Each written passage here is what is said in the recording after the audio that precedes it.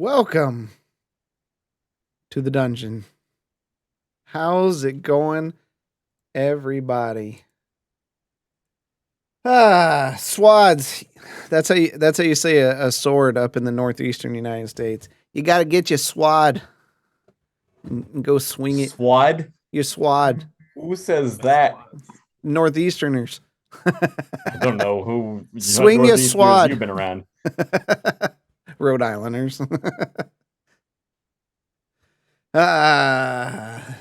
we are. Fanboy Tone is here. He's cleaning some things.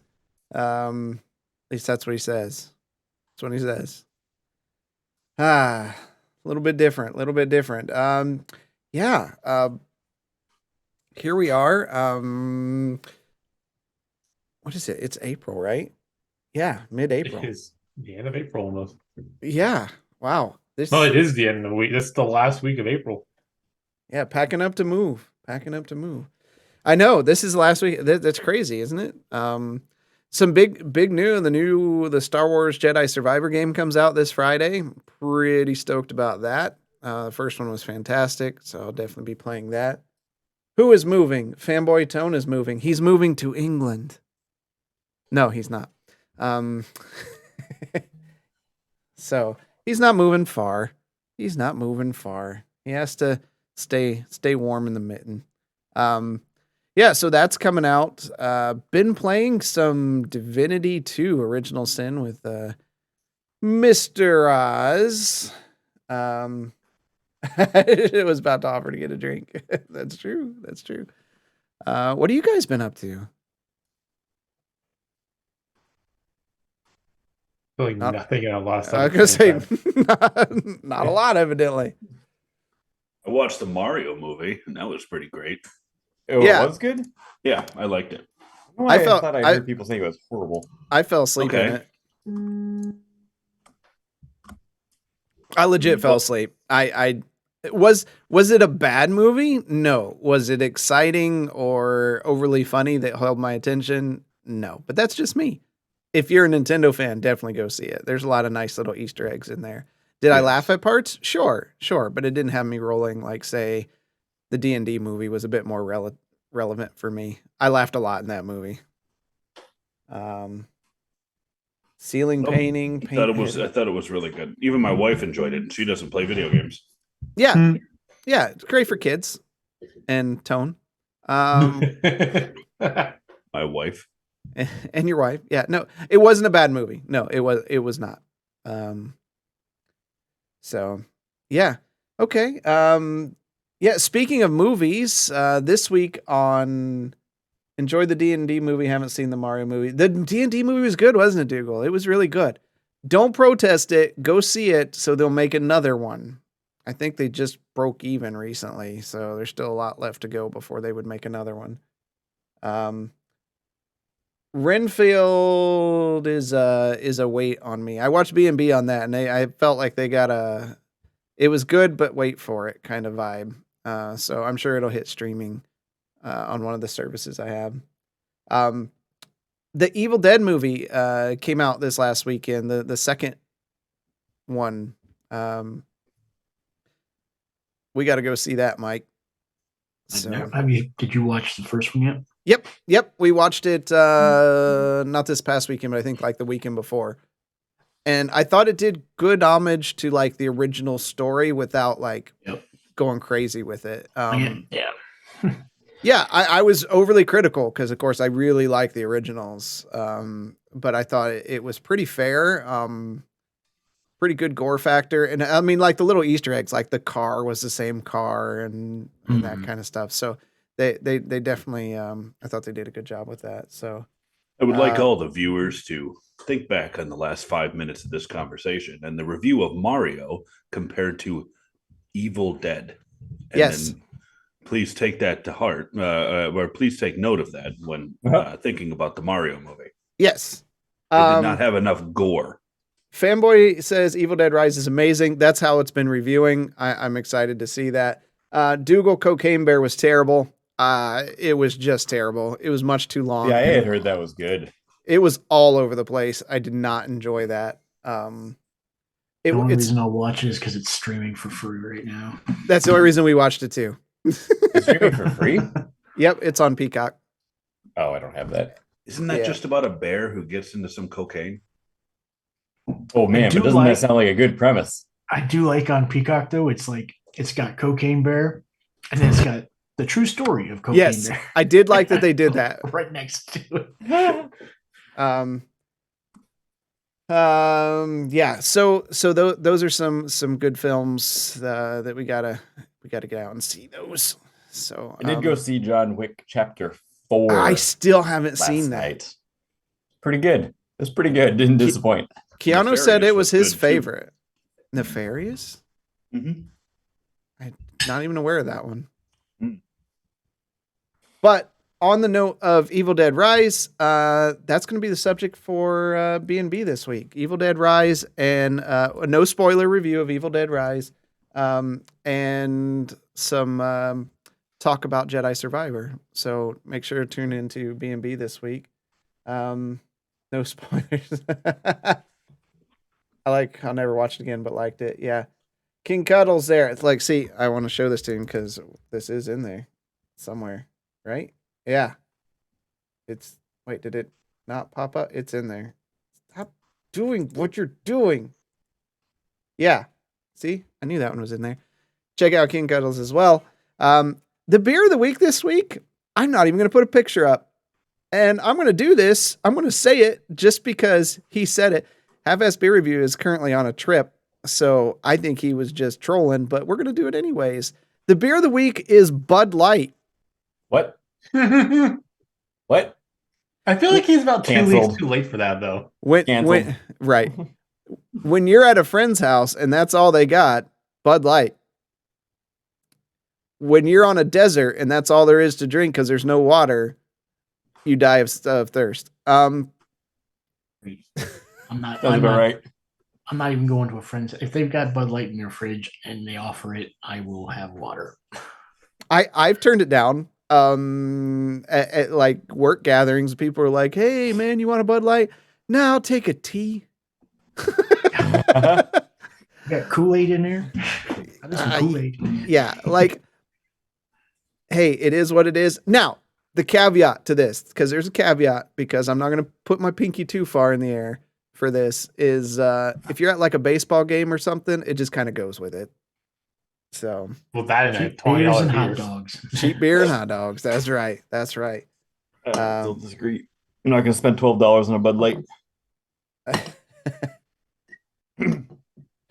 Y'all play D&D weekly, and you nerds turning down. You spend $12 on something that has an alcohol content and tastes like something that came out of McDonald's shake machine.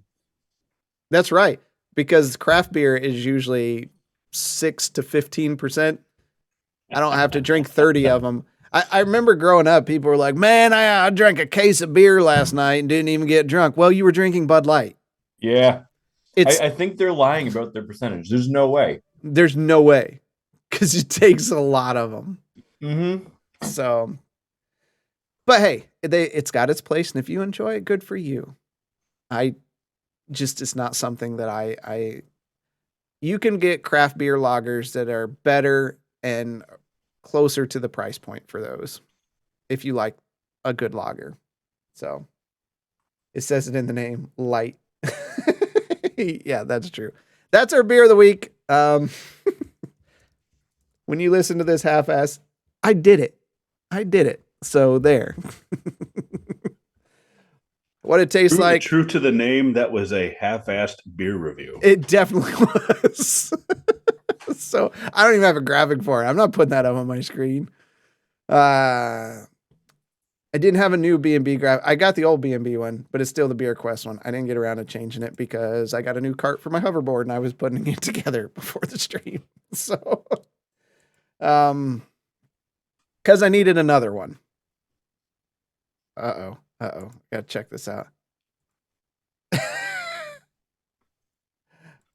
Hey, cancel me all you want. That's fine. All right. Yeah, I think that covers most of that. You guys got anything? Yeah, I think you do. Oz and Gwenton. Oh, the surprise one shot that Oz called me about at 7:30 this morning. Did we get Yeah. a confirmation on anything? I mean, we had like one person sign up for it. No. And actually, to be fair, one person filled out the thing. Dougal said she would join, and so did Mike the Bearded.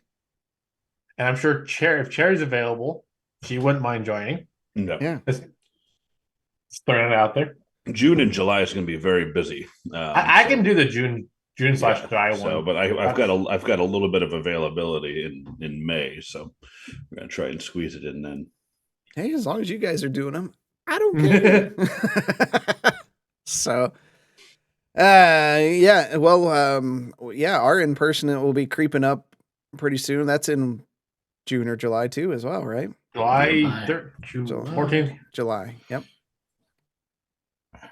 Every weekend is a holiday in May, I feel. Right? It's getting into that season for sure. Yeah. That's what we got. I don't have any other cool toys or props that I've picked up lately. Just story. And as I tell the guys, be concerned when I say I enjoyed what I wrote. So. Oh no. That's never good. Sometimes you just get that burst of inspiration and you just roll with it. But every time I plan, you guys kind of throw a wrench in it and it becomes better anyways. So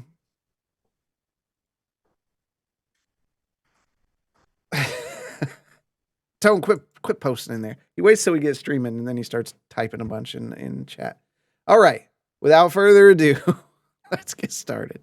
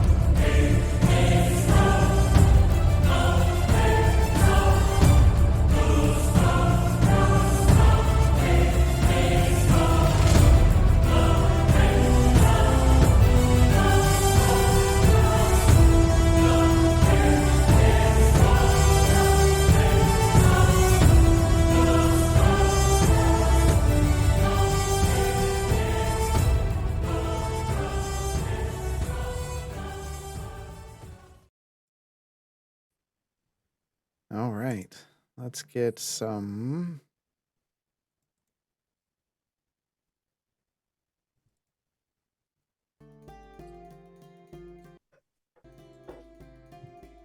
Last week, what you missed.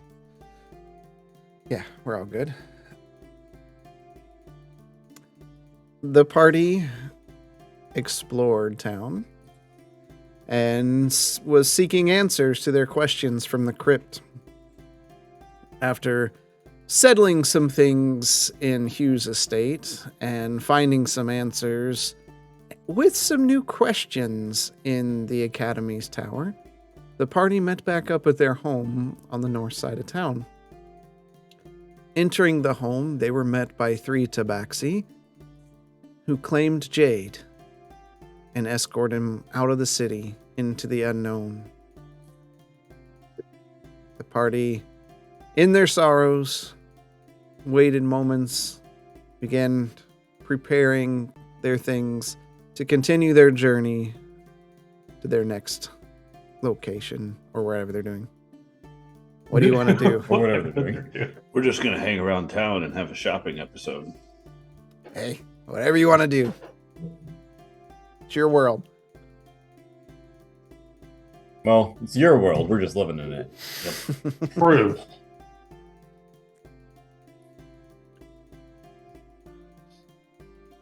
Are we all just hanging out after did he just leave? He left. No, you guys have went and done stuff already. Yeah, are we at the bar after talking to Tara still, or are we heading back to the house from there? I don't remember. We did that first. Because we talked to Tara Proudmore. Then we went back to the house and we ended it where Jade left.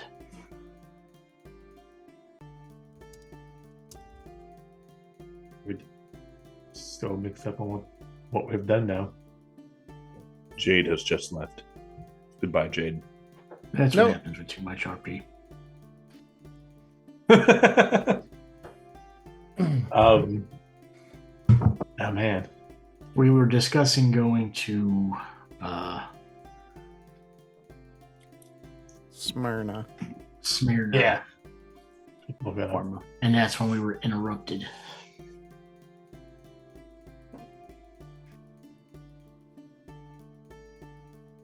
How do we plan on getting there? I imagine the horse and carriage that's out back. We know exactly where this place is. Do I know where it's at on the map? On a map? Magical map in my head? Yeah, it's south. That's it is south from us. It is south. I mean, It's on the map. Is it? it's Oh, yeah. it is. Yeah. it is on the map. In my head, it was a very different spelling. Mm,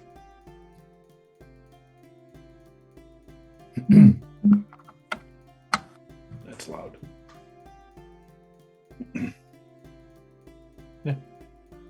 technically, if I'm good, that's southwest. That is very southwest. I'm glad you said it. But no, Mars, and I believe we would just take the horse and carriage that we have. Now that we spent, money on it and Briar Fork, we might as well use it, right? That works for me.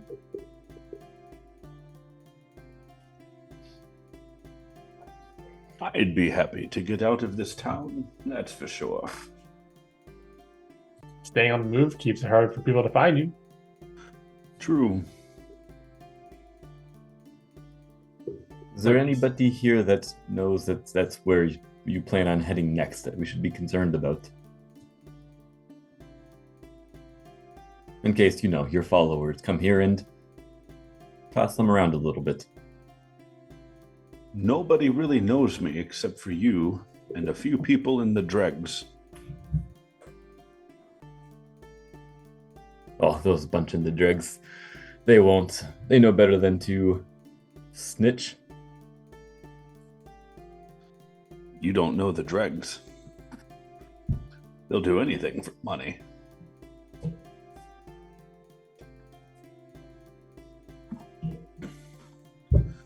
Yeah, but they don't know you're up here with us.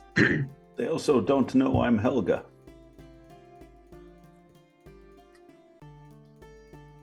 So I'm happy to leave. What time of day is it? I think it was around noon. Did we talk about what happened at the magical place of magicalness? Yeah, about the whole, the microphone that they need to speak into Okay. All right. in order for us to record. I didn't know if we talked about that or. Okay, got it. Oh. I'm ready whenever you have squared away everything.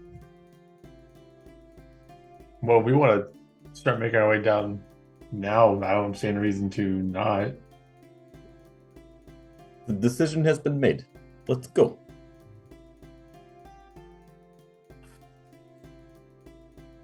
Okay, let's head out and harness up the horse. We should name this horse, by the way.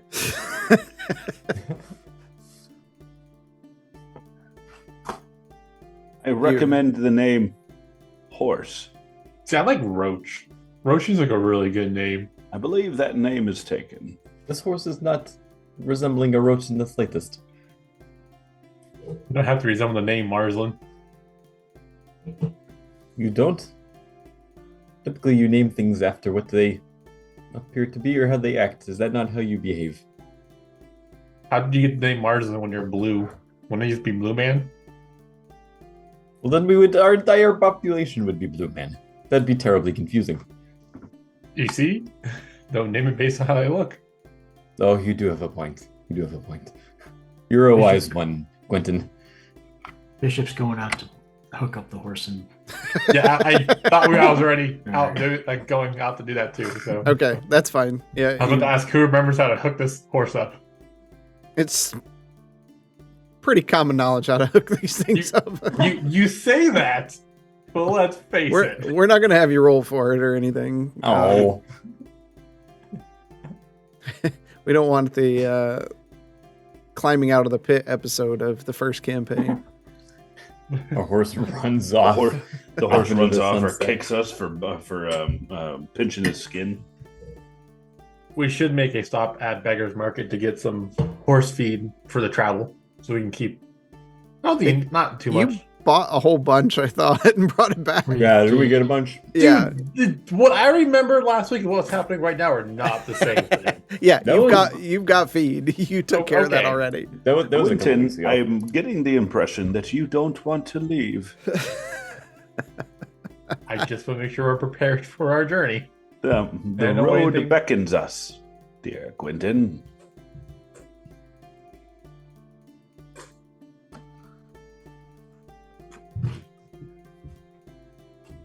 All right. Are you all getting on? Yeah. Okay. Sure does. Who's driving? Marslin, you drove last time. Do you want to try again or you want me to? I am fine to drive. I have the map. I have seen a map of the island, right? Sure. Yeah. I have the map memorized in my head. Right. Give me a animal handling check. What? With guidance? Sure. Oh my goodness. What does guidance give me? Yeah. Oh. D4. No. Never mind. It ain't going to make a difference. Roach is running up on her own. Welcome to tonight's session. That's the way it's gonna go. That's a great way to start. You are not handling the animal properly.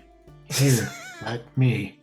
I'm a little shaken up from the As it- events that just occurred. Bishop, as you reach up to help, like, he takes off and instead of just a gentle slap with the reins, he just, as hard as he can, slaps into the horse, pulls forward, the cart starts tilting to the side. You reach over to grab hold so that nobody falls out. Oz, give me a dexterity check.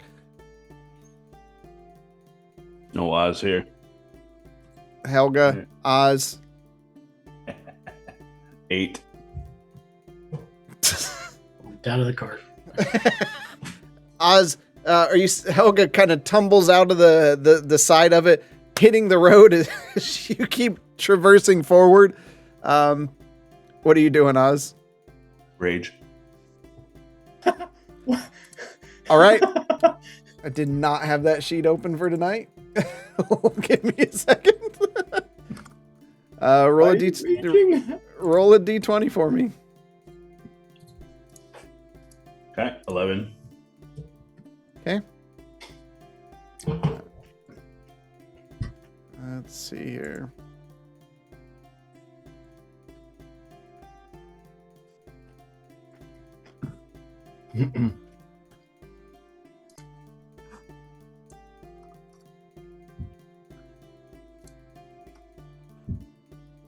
Stop it.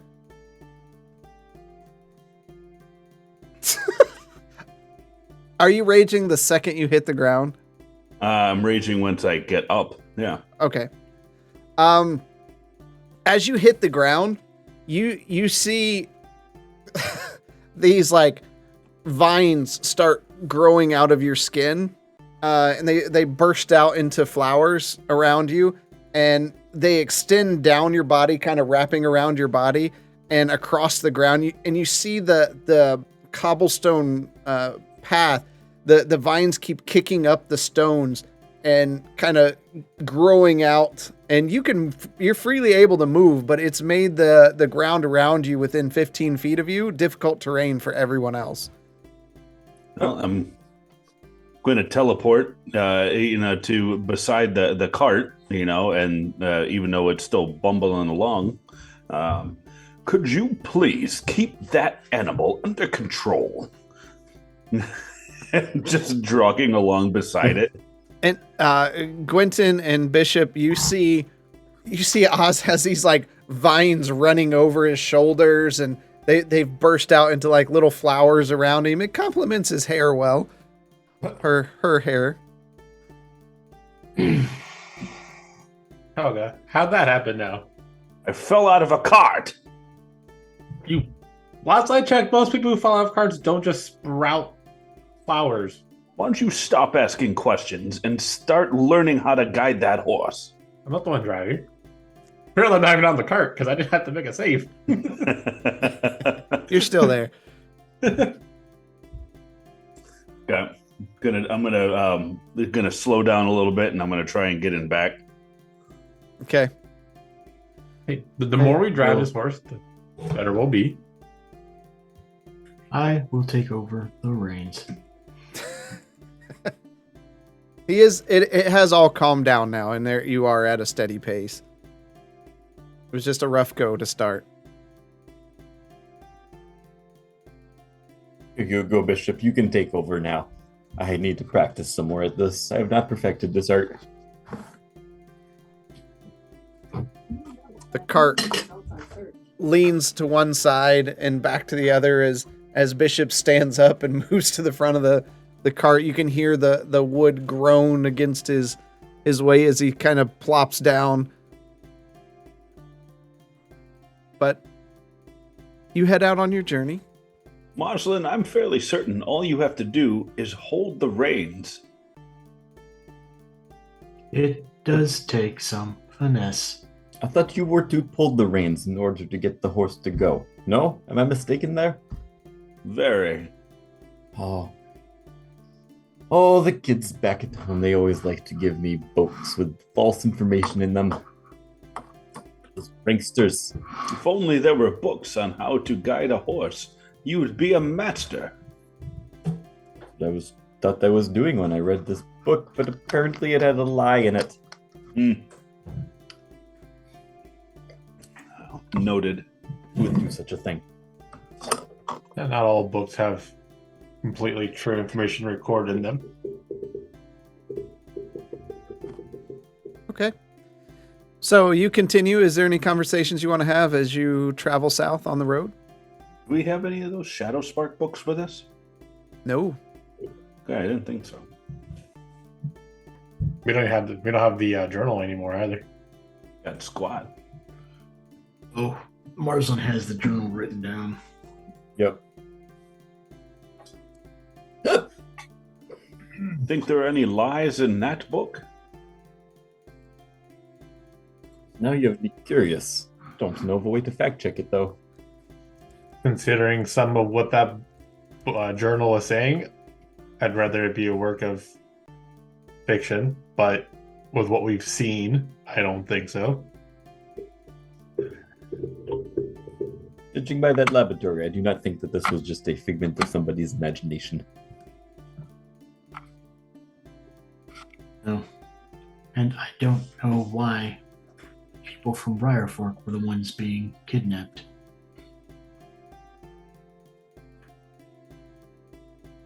It may be because nobody cares about Briarfork. And I don't mean that in a harsh way. It's just in an obscure, out-of-the-way location. Similar to Perrin's Folly.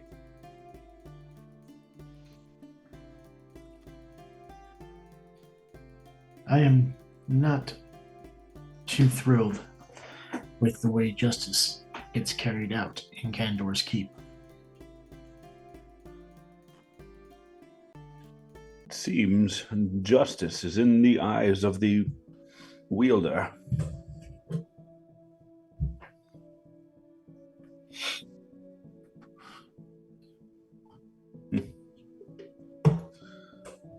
Those residential managers seem to be the one that are holding the power in Kandor's Keep. Would you rather that justice be carried out as it is in Perrin's Folly? By a mob? That is sure what it seems like there. No. No, I do not. I believe a mob that has been inspired by some kind of theocracy is not an ideal approach. Did Ozingwin tell us that they let the priest go back? I can't remember. I don't think so. No, I would say we didn't. No.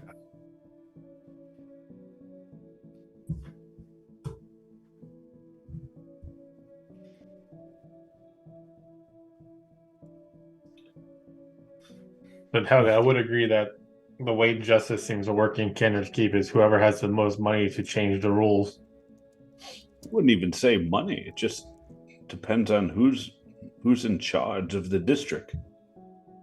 And apparently it doesn't even the church doesn't believe in the same justice that some people believe in. Or else they wouldn't have released the what's his face it from Parents' Folly back to go.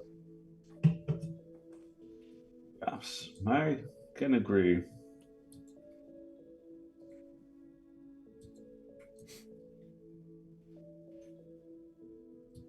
I am surprised, as the Archmage said, or not the Archmage.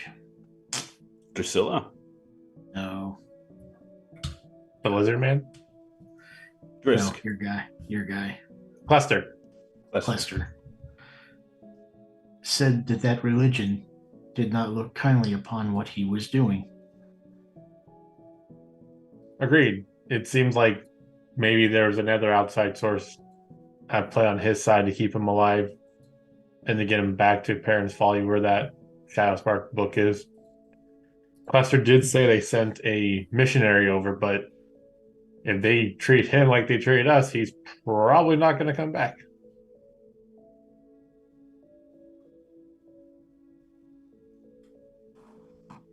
I think our circumstances were a bit more severe. We literally had a companion set the forest on fire and then lie about it.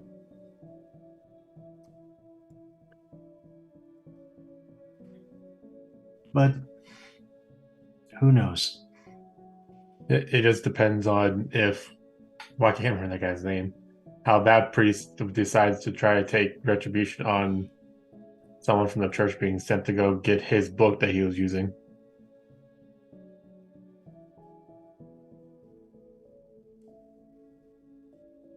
They never did retrieve that book, did they? What was that?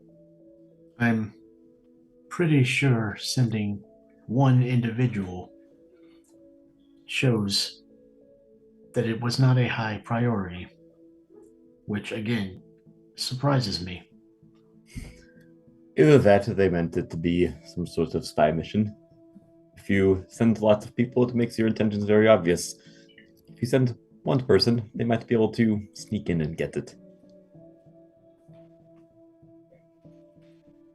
Not a bad train of thought process, Marsland. Especially if that one is qualified to handle himself well. Has a special set of skills. I believe this Ceres Moore, the priest from Parents' Folly, will not be up to anything worthy of his position. Well, it seemed like Parents' Folly had no problem with the position that he was holding. No, they didn't. Say, let them rot, then, if that's the case.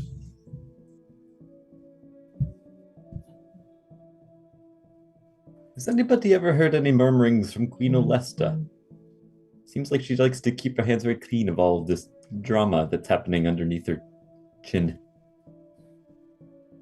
Murmurings of who? Queen Olesta? Have you not heard of her? Oh, the Queen. Sorry, I literally didn't hear what you said Yes. at all. Oh. Marsland, your accent sometimes befuddles even me. But I don't know much about the Queen. I try to stay out of the eyes of nobility. I can see why, Helga. The only problem is if each of the regional district managers for Canada's Keep has their own plans, they might be trying to hide it from the Queen too. Well, I Simply saying the queen seemed to be indifferent to everything. dare say, Moslin, those that I of the, and I'll look around, the Arboreum, those of the scholars were also, more often than not, nobility. So, does that not indicate that you are nobility where you hail from? Oh no, I would not say I have nobility, maybe upper middle class, but the land that I come from, you must understand, it was almost exclusively scholars. If all are scholars, then a scholar does not stand out.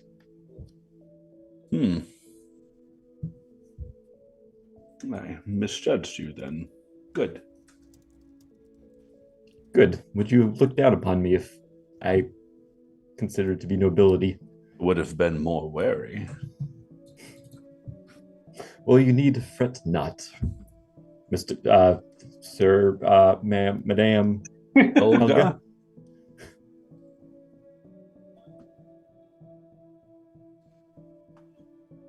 What about how long have we been traveling for? You tell me when you want to stop. Is it dark out? You tell me. Oh, how far do you want to go? Do you want to go into night when it gets camp? I mean, you're on a main road. You definitely are passing people heading toward Candor's Keep. They wave at you as they go by, and generally friendly. You pass other carts with goods and things, and they wave as well. You can go as far as you like. Let's continue to travel until the sun starts to set, then find a place off of the path. Sounds good to me. Okay. So you travel, and once the sun begins to set, you kind of pull off to the side. You can see tracks where other people have done the same. It's not uncommon to pull off the main road to set up camp for the evening. What do you want to do? Gonna feed the water the horse. Make sure Okay. Roach is good. I will take first watch. You don't know if there are bandits about on the main road. I imagine there's bandits anywhere, Helga. But if I were a bandit, I would be huddling close to the main road and take my prey on anyone who happens by.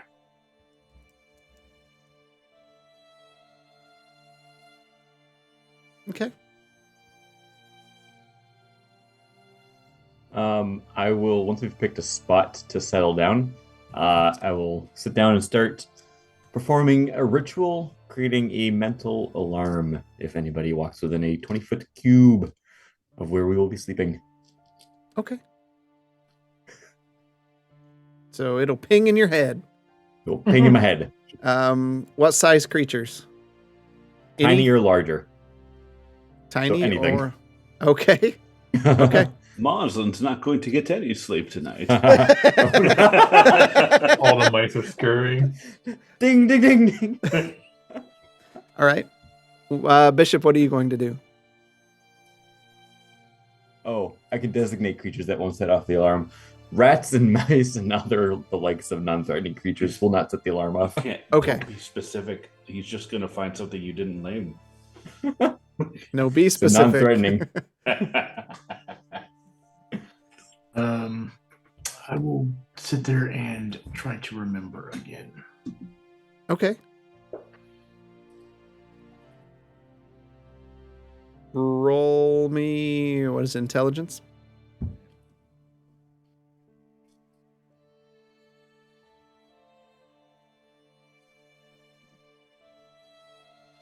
Okay. Oz is keeping watch. Quentin, what are you doing? I'll keep him company for a little bit until I fall asleep because we all know that won't be very long.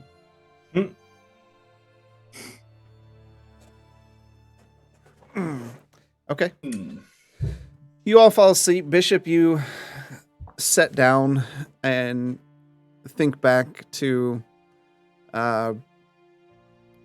your past, and while you see flashes of battle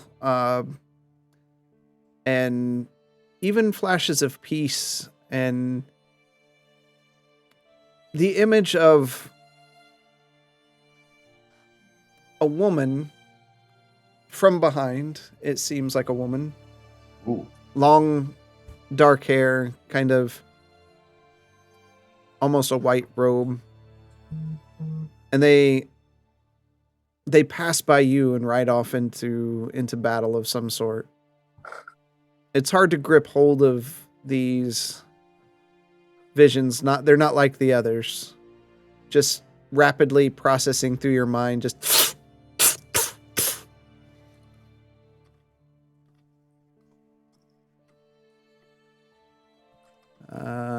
Helga, was that your perception check? No, I haven't rolled anything. Okay. In the last second. Give me a perception check. Yeah. Perception. There you go. That's terrible. All right. You sit there and you yourself, almost in a half meditative state, think back to where you are and the things that just keep happening to you. And you look around and you see Bishop, and as he's sitting there, like, you see his head kind of jerk to one side, and then it shakes a few times and pulls to the other before resting back in the center and just kind of drooping down a bit. You look at Rock'em Sock'em Robot.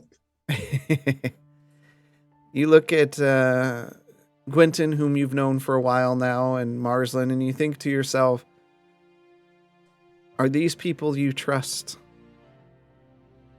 Are these people your new family? Choices. Coincidentally, it makes it hard for you to look out for anything else as you're lost in thought. Your time passes.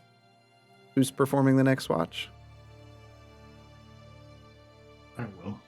I'll do it. I'll attempt to that watch. Okay.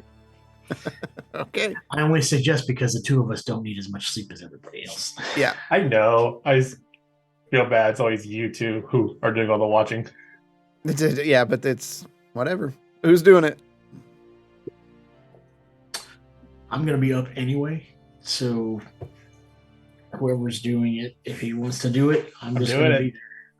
I will get up a 10. All right. Gwynton Okay. is...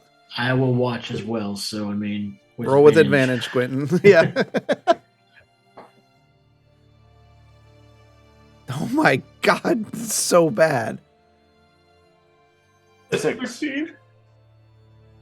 The first Just- one was 9. For the audience, Gwynton's a cleric, so wisdom is a pretty high stat for him. Perception is a wisdom check. Yeah.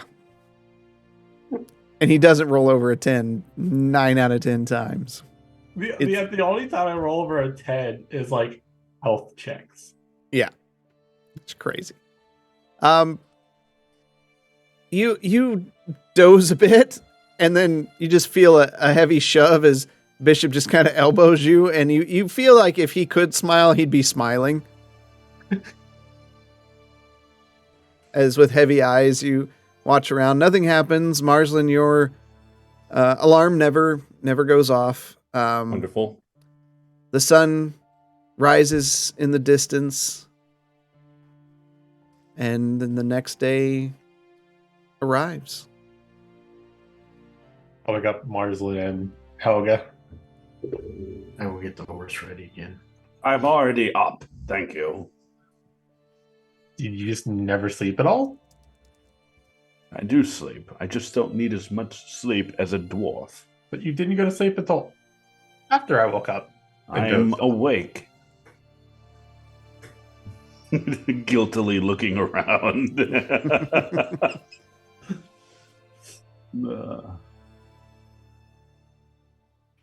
Loading back Well. in the cart. Yep, we get the cart ready again. We have a long journey ahead of us. I would like to try my hand at driving the cart because I think it'd be a good idea if we all can drive. Okay. Give me a animal handling check. Which is again another wisdom. Just gonna throw that out there for people. Hey, look, a 13 again. I got a 10. Okay. That's a fair check. Yeah. Everyone loads into the cart and you proceed down the road. See, Marza, this is how you take off. How did you do so effortlessly? Do you have prior practice with this? This is what the first time. No, it was the second time. The first one was worse. I am very impressed. Everyone's growing every day, right? I underestimated you. Well, I'm sure it's really easy to underestimate us. You So mean? Nah, everyone underestimates dwarves. It's because you're short. They oversee us. They overlook us way too often. So you start off down the road. The air is crisp and there's a lot less trees here, more open rolling hills and farmland.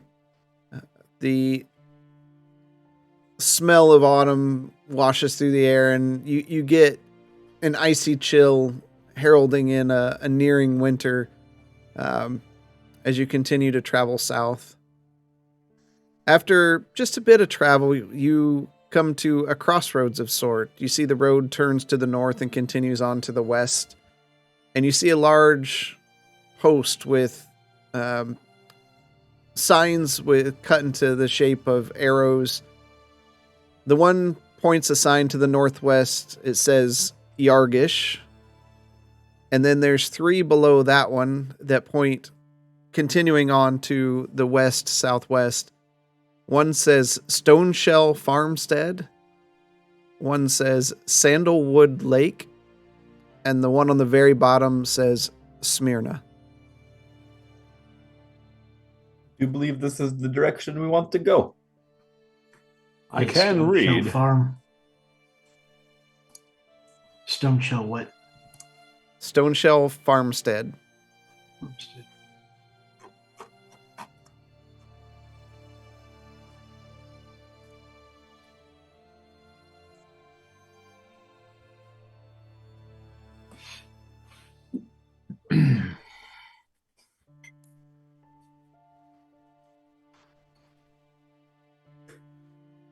All right. You're continuing to the west, southwest? Yes. Okay. Any conversations or just traveling? Wasn't Yargish the place that those bandits said they were from? Back over at Briar's Fork. No. No, you did have. There is something about Yargish that you actually know, just you. But I was gonna say, does it trigger anything? for you, me? yes. For Somebody knows an orc female. small child, that part of testing. I know what you're talking about. I know. Clearly.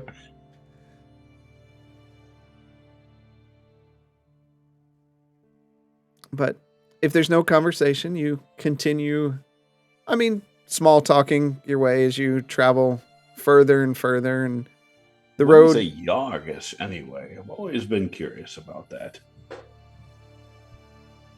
believe Yargish is a town, small fishing village or something like that you don't want to travel to because it's full of ruffians.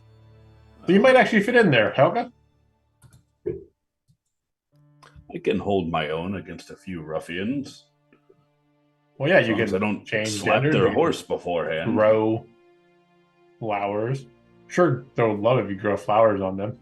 Those flowers have already disappeared, and we will not talk about the flowers, thank you. And I'll have you know that if you just drive this blasted horse correctly, then maybe the flowers won't make a reappearance. Calm down, everybody. Calm down, Quentin. Please do not provoke Helga. It seems that bad things happen when Helga gets angry. Starting to notice a coincidence. Seems like someone needs anger management. I'm fine. While I'm driving, I'm going to reach into my bag and pull out the ring that I got from the chest at Hugh's house and ask Marsden if he can sense any magic from it, since I don't want to try doing that while driving. Ooh, what is this? It is a keepsake I found when I was cleaning out Hugh's house. Was it Hughes? I can assume it was Hugh's at one point in time. What does it look like? Does it look special, or is it just a I mean, ring? it's got some gems embedded into it, and it's a ring, and there's some carvings on it. Did he ever talk about this? This is nice. Not that he ever talked to me about it, nor have I. Did I ever see him wearing the ring? You would have never really looked at his fingers to determine if he was Okay. wearing it. Maybe he was secretly married. We just didn't know it. No, Marsden, he never seen this before from him. I'll slip the ring on and see if I feel anything. What are you trying to feel? Just anything? Do I get any tingly senses or anything? Let's see here. Hold on. I think Does it is anyone else magic. have a problem with him just putting on random objects? I mean, I did ask him to identify if it was magic, not necessarily put it on. No, you don't feel anything special. Okay. Quentin, give me a few minutes here. I'm going to sit down and focus on this and see if I can figure out if this is anything or if it's just a very well-made fancy ring. Is that part of the testing process to determine if it's magical? Just stick your finger in it? Sometimes one feels something. Hmm. It's a much quicker test than what I'm about to do.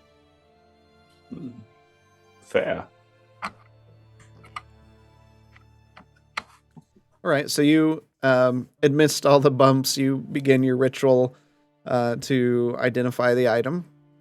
And I sent that to you.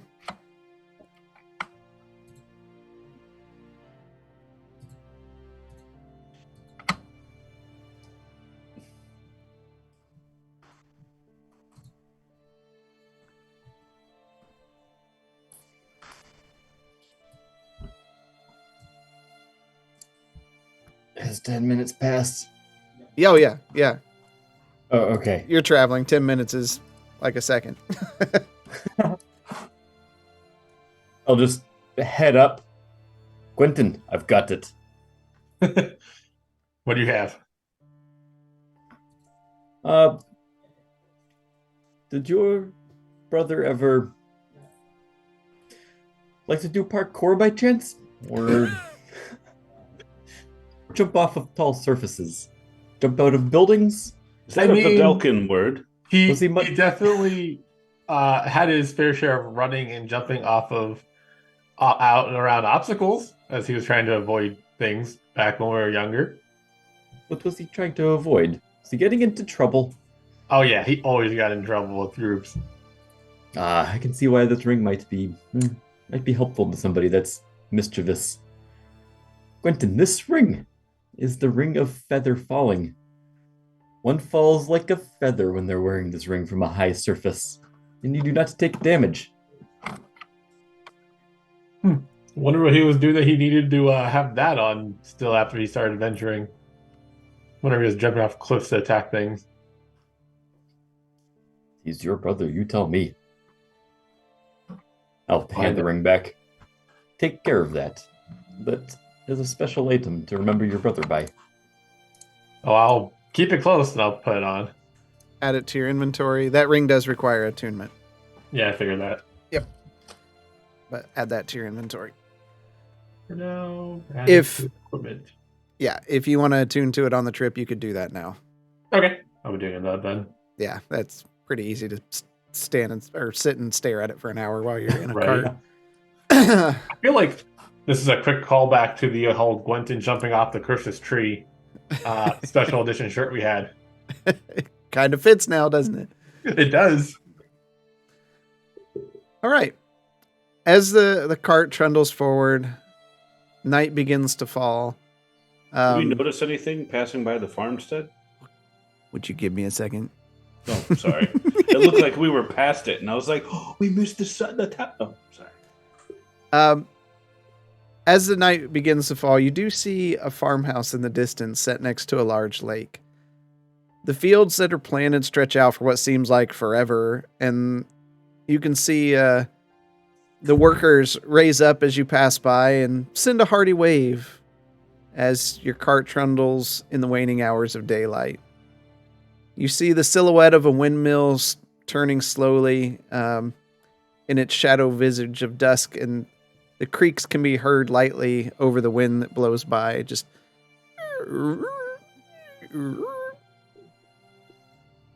as you approach closer to the farmhouse, because the road passes right by, it's lit up with torches and carts. It's a rather large place itself, with stone around the base and strong wooden sides. Windows surround the building with warm light emanating from the inside, and a large chimney built from smooth rock extends toward the sky as wafts of smoke puff from its stack. Light music can be heard from a second house off to the side of the main house. As workers come in from the fields, you see them enter the second home. It's now nighttime. Does that look like an inn to anybody else? Maybe a tavern as well. Looks like a gathering place of some sort. It is nice to see people enjoying themselves in these times. Why don't we join them for the night? It's dark enough. We're going to probably be stopping soon anyways. We should make sure that our presence is known as we come up so that we do not scare them. Not sure how many travelers they see around here. I mean, we're on the main road. We're in a cart with a horse. I think our presence is known.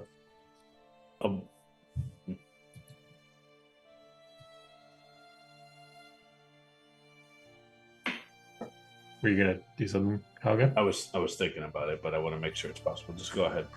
Right now, Okay. the page isn't updating, so I can look at it. Go ahead. I'll lead the carriage off to where we see the other carts. I Okay. imagine we see the horses there too. Yep. There's a place to tie the horse off. With a trough there, water and things. Okay. So I'll tie the horse up and are the carts off to the side then from the horses? Some have them still attached, others have unhooked them. I'm gonna unhook it. Okay. I'm guessing everybody's getting out. No, they have to Yeah. now. Okay.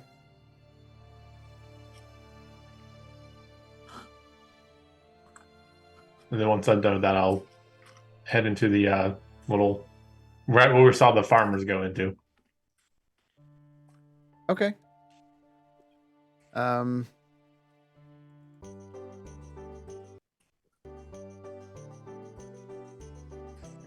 You hear music coming from the far building. You see movement around in the main building nearby.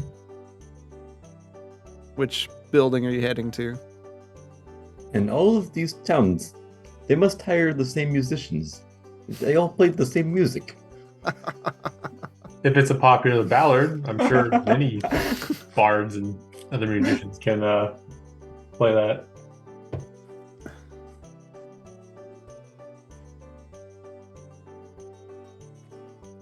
Which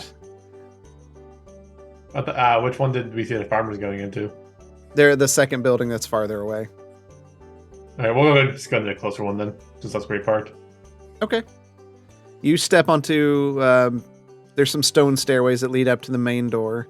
You can hear some commotion inside.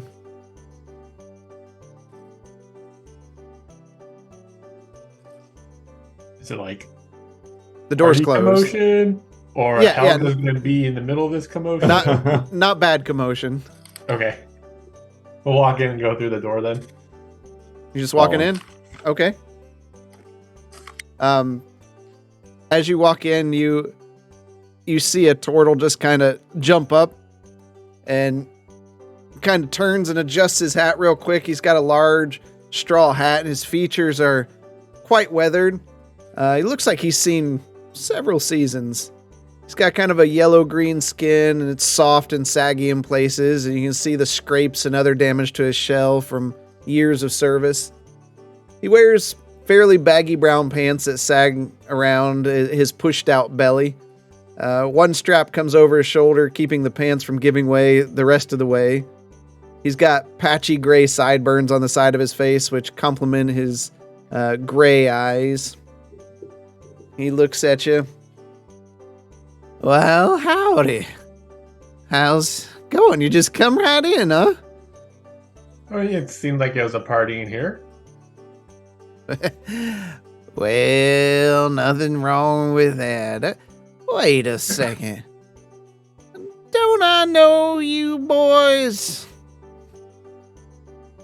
Do you know us? I don't think so. Sure I do.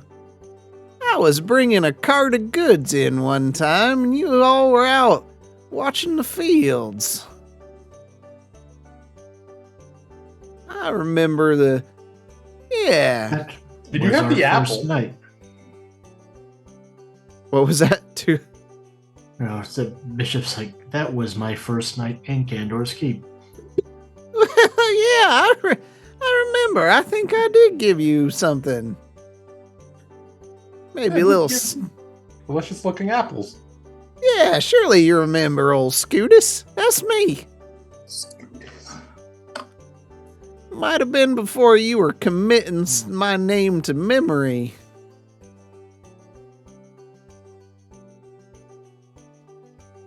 But either way, we do enjoy having travelers around here. No, the Scootus Stone Show. I remember you. I thought you might. I assume you live here. Sure, I've lived here most of my life, and my pappy before me, and his pappy before him. Is Long this some time. sort of farmer's commune? No, it's just my farm. I got my workers. They live in the shack out back, and in fact, I just threw a fresh pot of hunter stew, getting it warmed back up, and you're more than welcome to come eat with us and rest your legs a bit, and even your eyes if you want to stay for the evening. Oh, so this isn't a village. You just are lending out your hospitality to those that come through. I like to meet new people, that's for sure. I mean, we're not imposing. It would be nice to sleep in a bed again. Well, you kind of got past the imposing thing when you walked right in, didn't you? I mean, I kind of the door didn't hit me on the way in, so I'm okay, right? It almost hit me. It wouldn't be the first time. In all these years, I don't near move as fast as I used to. And looking around inside the building, it's completely done in hardwood, and it just smells of that rich wood country building cabin kind of smell. And then it's Mahogany. the mahogany. And then the smell of stew just hits you. It smells delicious. You look up and you see ornate chandeliers made from antlers of deer, and they've got torches flickering in them. You can see the skins and furs of various other animals tacked to the wall. Feels like a really comfortable, homey place. As good as you have a very nice house here. Well, thank you. Cindy, go get the rest of the boys. It's time to eat. And you see a small halfling. He just kind of nods at him and runs out back. Did you say Cindy or City? Cindy. C-I-N-N. I think I-E. I never really ask. I'm not even sure that's his real name, but he goes by it. He's a good lad. He works hard. Basically all you can ask for, right? Yeah, Good come on in though. Help yourself to a seat and sit a while. We'll eat some food and tell some stories.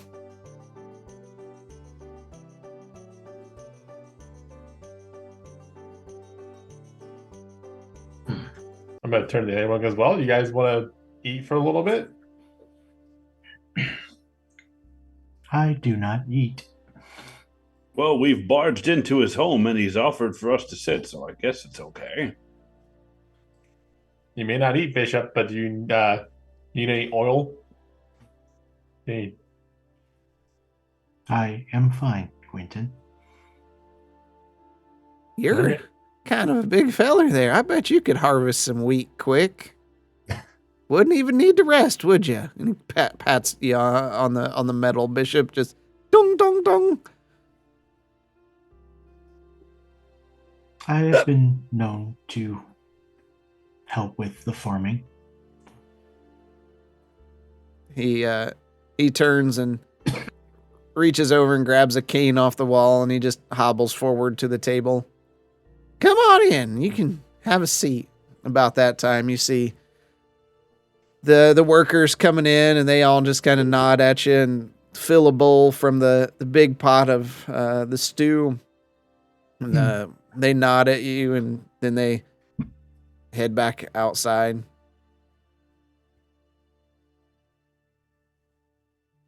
They'll make sure your horse is nice and cared for. Like, you don't have to worry about that. But if you stay the night, if you could donate toward the farm, I sure would appreciate it. Oh, I have absolutely no problem donating with how you've been feeding us and your hospitality. I appreciate it. I like to meet good folks and hear good stories. So, what brings you all this way? For the most part, we're just simply going down to Smyrna. We're Wait, just kind of traveling around the island. nobody just travels around the island. Have you ever met us? We seem to be everywhere. We established that I did meet you briefly. Yeah, you met us in a hayfields or fields. None of the travelers that you get in here just want to see what the rest of the island looks like. I find that hard to believe. Some do, but most people find them a nice, cozy place to live and just kind of settle down. You know, I only go to Candor's Keep when I need to deliver some of the farm food to keep those people up there fed. And I'll go down to Smyrna from time to time, but I got all I need here. I got the lake there to catch fish. I got my farms and I got my friends. Sounds like you have all that a man could possibly ask for a comfortable life. Well, I'm 10th generation here. Dang. 10th generation. So do your generations go back far enough to have experienced some of the darker history of this island? Oh, yeah, I've heard stories of this place. Some not too far from here. Of which place? Well, my father used to tell me about the city of Dosh. City of Dosh. What would he tell you about this place? Was it a good place? A pretty place? Second. It was quite a successful port town before Phrasia split. People traded there. The old roads have been covered up by now. But nothing ever stays on Phrasia. Seems like every few generations something comes through here and just redefines how everything is. When was the last time something seemed to have been redefined? Well, after the split, of course. I'm not sure what was going into Dosh. My daddy, his details were, they kind of fade in my head. I'm 96 years old, Oh, I wouldn't have pinned you a day over 94. That's kind of you. When the armies of Fane and Pora Shadowspark first clashed, it happened in Dosh. They fought against each other. Oh, yeah. Pora and Fane, they didn't get along at all. Unfortunately for the rest of the world, their magic was so strong, it laid the city to waste. So many souls died there. No one goes there now since the ground opened up and kind of swallowed it into ruins.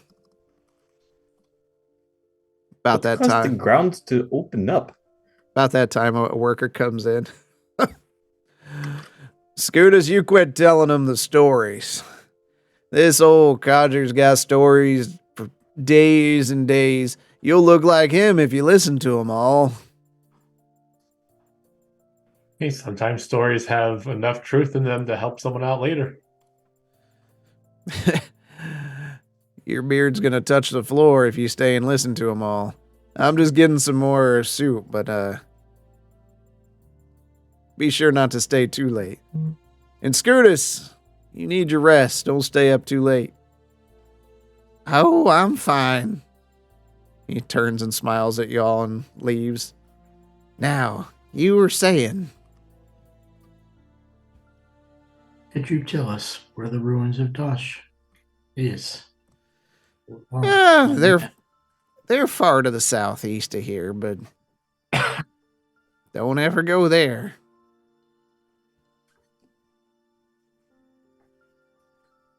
Did your dad ever say more about what caused the split itself?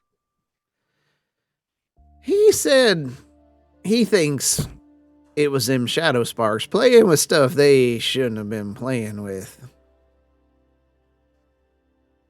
Heard this name come up time and time. They seem to not live friendly in the memories of those here. Yeah, they're harmless enough. I've met several of them. Some of them dignitaries, some of them even district managers in Candor's Keep. Over the years, they're harmless now. There are still some alive as we speak. I'm sure there are. Nothing truly dies around here, you know that. Look at me.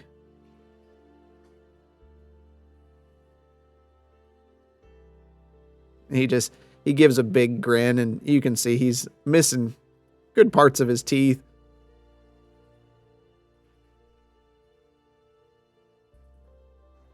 But what takes you to Smyrna?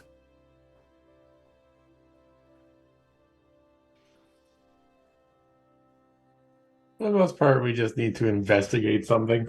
You said you've been to Smyrna before. What's it like? I've never been there. It's old. It's much older than me. Heck, it's the oldest city on this isle. It's older than Candor's Keep. We were told it had a great library. Great library, of course. Ooh, that does make the city quite appealing. Of course. I mean, you gotta find it. Is it What the maze? does that mean? Well, have and had are important words. I'm pretty sure Smyrna used to look a little different than what it does now. This happened around the same time that caused Dosh to become the ruins of Dosh. Oh, heck no. No, sometimes progress isn't the best, and Smyrna was a successful port town. It's still a successful port town. but sometimes you get a little big for your britches.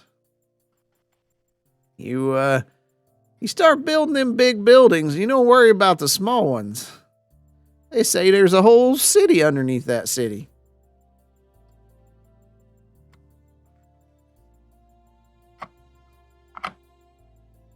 So Surely there a whole might city just can't go missing. Must be there. you would think. Moslin, I believe he just said that they built a city on top of another city. Do you not believe him? Do you think he is pulling our leg? I believe with the knowledge that he has told us what he believes is true. I got no reason to lie to you. And Exactly. my daddy wouldn't lie to me. And his daddy wouldn't lie to him. And I don't think his daddy'd lie to him. And from what I've heard about his daddy, I don't think he'd lie to him either. See, Moslin, But his daddy might have. We spoke of nobility, and clearly we have nobility here. This is a noble family of truth tellers. Our family's not truth tellers within their own family. Why would you not tell the truth to your own family? There are times you don't tell your family things you don't think they need to know to protect them. Yeah, Maybe you should. if you were hiding something. You This should is meet my something you Uncle would Deedle. do? Deedle? Deedle, my Uncle Deedle.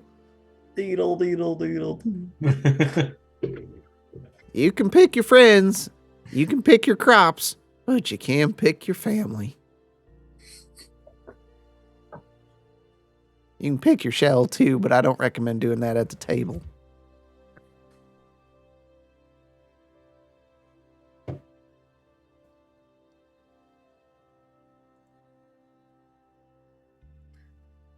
Well, I am now very curious to see Smyrna and see if I can find. So, would you just look underneath the city? Yeah, just pick it right up and look right underneath like a bed sheet. Martin happens to be resident hole digger. I am quite skilled at moving the earth around. Yes, Quentin. So you're Marslin and you're Gwenton. I got it. Scootus. Apologies, not the best introductions. It's okay. We have people come through all the time I don't even know. Scootus, is that a family name? Not necessarily. I think Stone Shell might be the family name, along with the Absolutely. family farm. Yeah.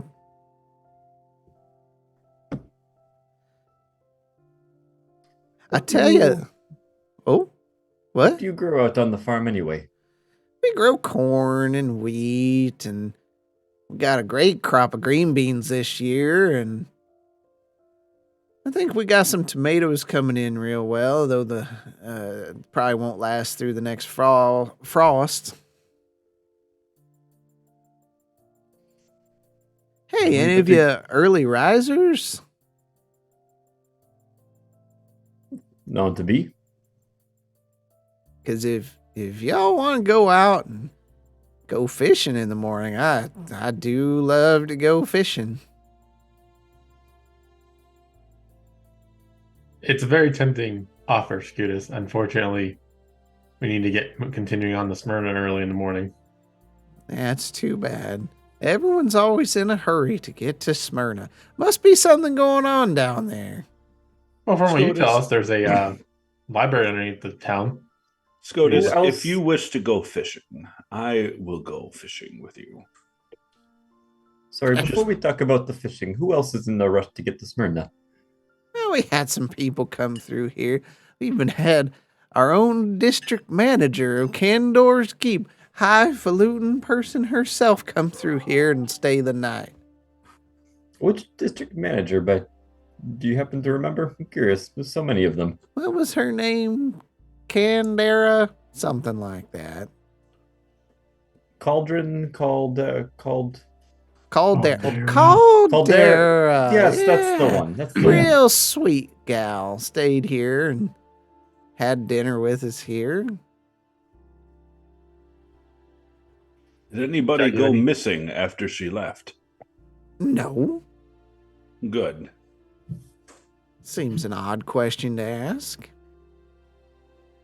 You have to be very wary of strangers that just pass by. Oh, we have strangers pass by ever since they ran this road by my great grandpappy's farm.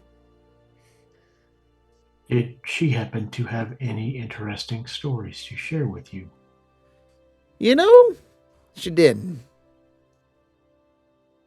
She just said she likes to work around dead people. I thought that was kind of odd. But then she said she was manager of Ash Point Cemetery.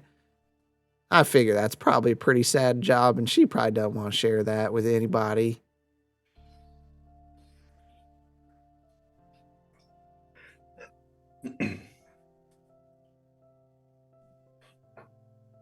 How many nights ago was she here? Well, it's been a few.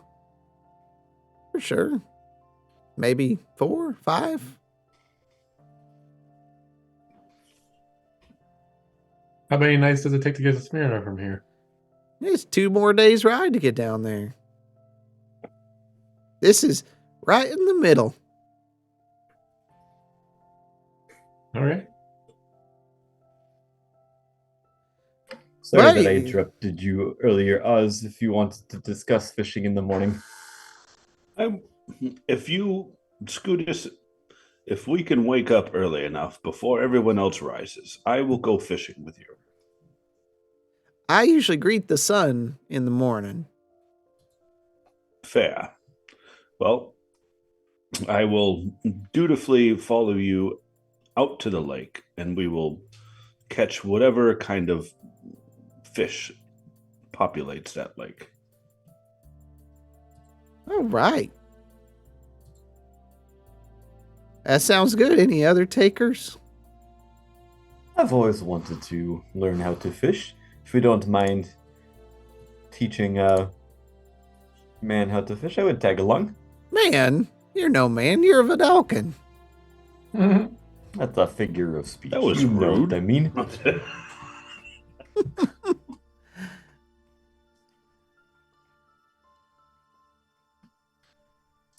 Well, now that you guys have plans for tomorrow morning, and everyone's eating, I think we should take a minute to get some rest. So you were told to go to bed early, not stay up too late there. Oh, I think they just want to rummage through my cabinets and look for my special pipe weed that I have. But I don't tell them where I keep it. That's for me. I mean, everyone has their hobbies, right? That's right. Keeps me sharp.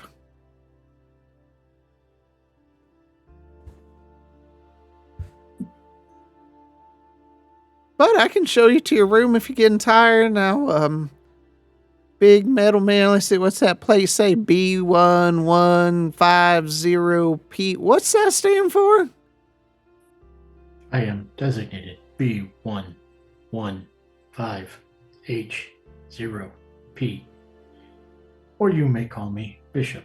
Bishop's a lot easier because it took you a while to say that. Do you want a room or do you just hook up in a barn or something? I will be fine outside. That's a strange Marvelous, sound I you're agree. making. Marsden, you appear to have really enjoyed this food. Oh, it has gotten to me. Yes, I think I must retire soon to my own room. Well, and he stands up and he kind of steadies himself on the table and takes his cane and points up to a set of stairs going upstairs. You'll find rooms upstairs. Sorry, it's all one big room, but there's lots of beds. Oh, that's fine. We just appreciate the hospitality of having a place to sleep.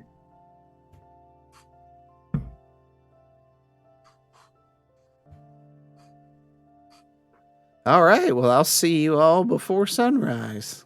Well, at least the ones coming with me. You'll see those two for sure.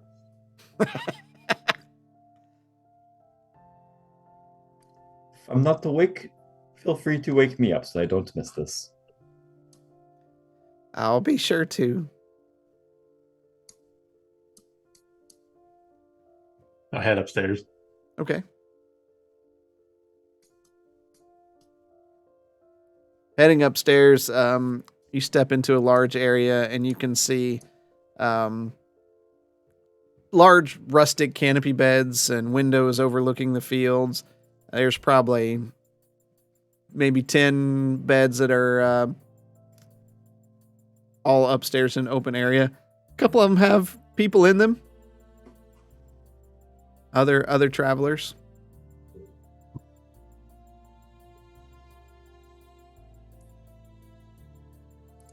Are there any empty ones in a corner? Sure. Sure, I was gonna kick someone out of the bed. You go crawl in. It's very comfortable.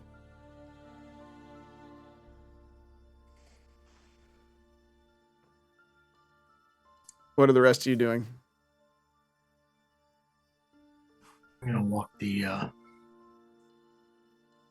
homestead, just investigating, looking around. Okay. Marslin, Oz. Just gonna sleep or trance Yeah. out. Got an early morning. Okay, so you go up to the beds, lay down. Bishop, you walk the grounds. You can see this farm is well cared for. Nothing really sets off any concern. You kind of pass by the second building where the farmhands all stay.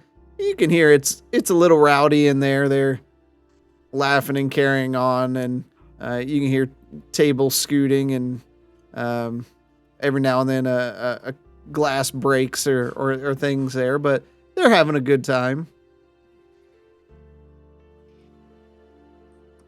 And I'll make my way back to the big house and crash for the 6 hours by the front door. Okay. You kind of set down. The night passes. Oz, you wake up. And it's still dark out, but you know it's getting close to morning. I'll head down and wait for him to come back down. When you get down there, you can see Scootus. He's already sitting at the table. He's got a cup in front of him with some kind of hot liquid in it. Morning. Morning. Well, shall we? AFK for a second. All right. Were you going to wake up your friend? Oh, he's not down. I'll be right back. Go back upstairs. Okay. And then Moslin. And then come over and give him a shake. Ah! This is time already. It is time. Oh, okay. Let's go. Just give me a second. You gave me a right old fright there. I need to calm down. Sorry, I got a little carried away there. Understand, it's not always a beautiful woman wakes you up in bed at night. Especially not by grabbing me like that. Watch your Well, hands. no. It was your foot, right? We'll just say it is my foot and carry on. I'm going to meet you downstairs and wash my hands.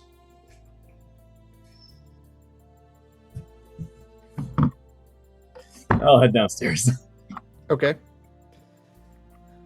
Well, look, the sleepyhead made its way down. What time is it? Early. Early. Okay. That is all I needed to know. All Will right. we be walking into the water? How does this work? You just come with me. And he takes you outside and all the way grabs a few long sticks with some kind of string tied to the end of them.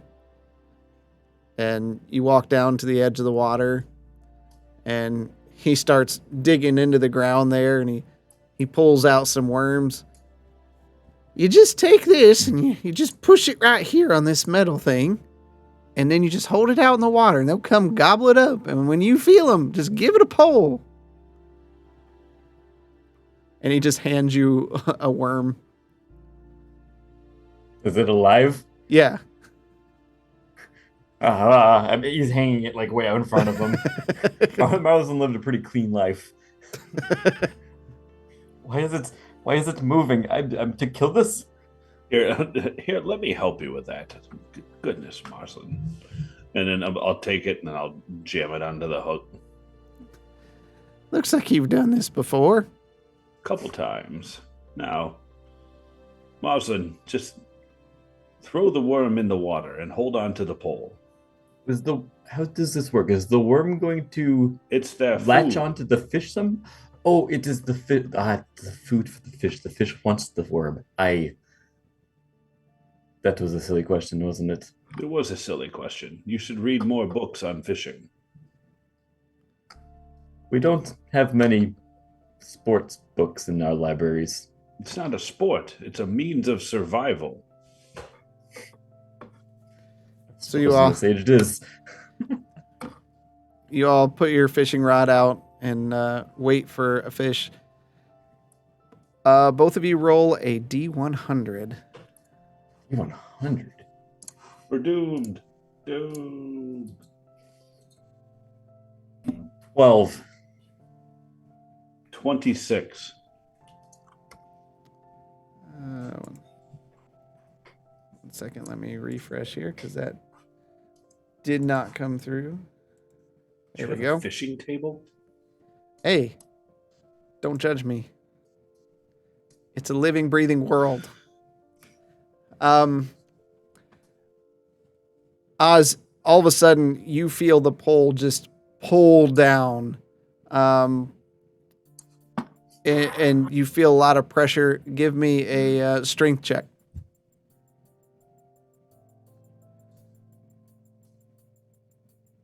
$11. Okay. You start fighting back. Oh, you got a big one. You got to start moving. Move it. Pull it back. Get it in here. Not too hot. I don't want to snap the line. You're going to be fine. And he keeps telling you to lean back. Lean back now. Don't touch me. Here, I've got this. Give me another. Old people. Give me another strength check. 16. You give it a pull. You see this large fish just start flapping from side to side. It's jumping out of the water. It's splashing down. You've almost got it there. As you pull harder and harder, give me one last strength check. You can do this, Helga. You can do this. 19. With that, you just pull it up, and the fish comes flying out and lands on the ground beside you. The hook falls out, and it's there flapping on the ground. Woo! Look at that one. Fish doesn't. And Martha's gonna run up to it and throw the fish back into the water. I'm gonna pull it back out because it's still got my hook in it. Stop that! No, Marston. no. The hook fell out when it hit the ground. Oh, it hit the. Yep, I mentioned that. So Go get my fish back. That fish did not seem happy to be out of the water. Of course it didn't. It was going to be food. There is something not right with you. The Vidalcan don't fish much, as you can tell. Yeah, that was a good one. It was. I didn't know your intention was to eat this. It's good. Good fish here. So, this goes on. How long do you guys want to do this? Just until until daybreak, maybe a little bit after for me. I mean, Okay. The sun begins to rise. Bishop, you kind of see you hear the workers coming out and heading back out to the fields. You know, meet him out there. Who, the workers? Yep. Okay. You walk out. Could Well, you use some assistance? Yeah, sure. If you're good with your hands. Tell me what is needed, and I shall help. Campaign's over. These guys are just going to stay here on the farm.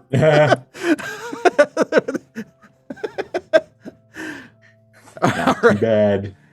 All right, so you go into the fields. Quentin, the sun washes over your face, and you blink a couple times, and as your eyes open, you see this young orc girl. She's got like long hair braided down into pigtails, and she's like 3 inches from your face, just staring at you.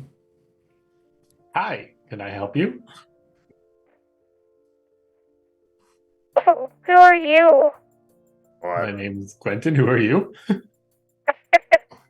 My name's Marnie. Why are you sleeping here? Because we're traveling. Why are you sleeping here? Do you live here? No, we're heading up to Yargish. Yargish? What are you heading up to Yargish for? But that's where we're from. Is it? Is it a nice place up there? It's my home. I grew up there. But is it a nice place? Oh, I think it's nice. Well, that's what's important. Why do you have such a long beard? Because I just grow facial hair for fun of it, apparently. Can I grow a long beard? If you try hard enough and you believe you can, I'm not going to tell you no. Why are you so small? Because I'm a dwarf? That's about as tall as I'm going to get? What's a dwarf? It's just another race like you. Just on the shorter side. Oh. What's your name? This is so weird. Quentin, I just told you that not too long ago. I forgot. It's okay. I have a forgettable name. It's what makes it easy to travel.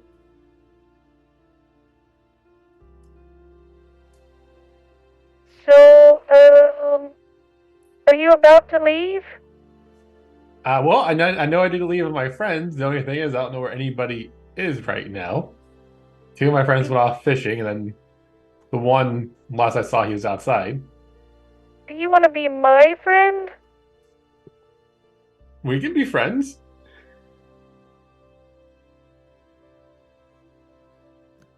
She grabs you by the hand and like Okay. pulls you out of bed. Here we go. And you can see her parents sitting up and just smiling at you as she pulls you down to the main place where the food is. You, Marslin and Oz, you return from fishing. Now that was very good, Moslin. You've caught on.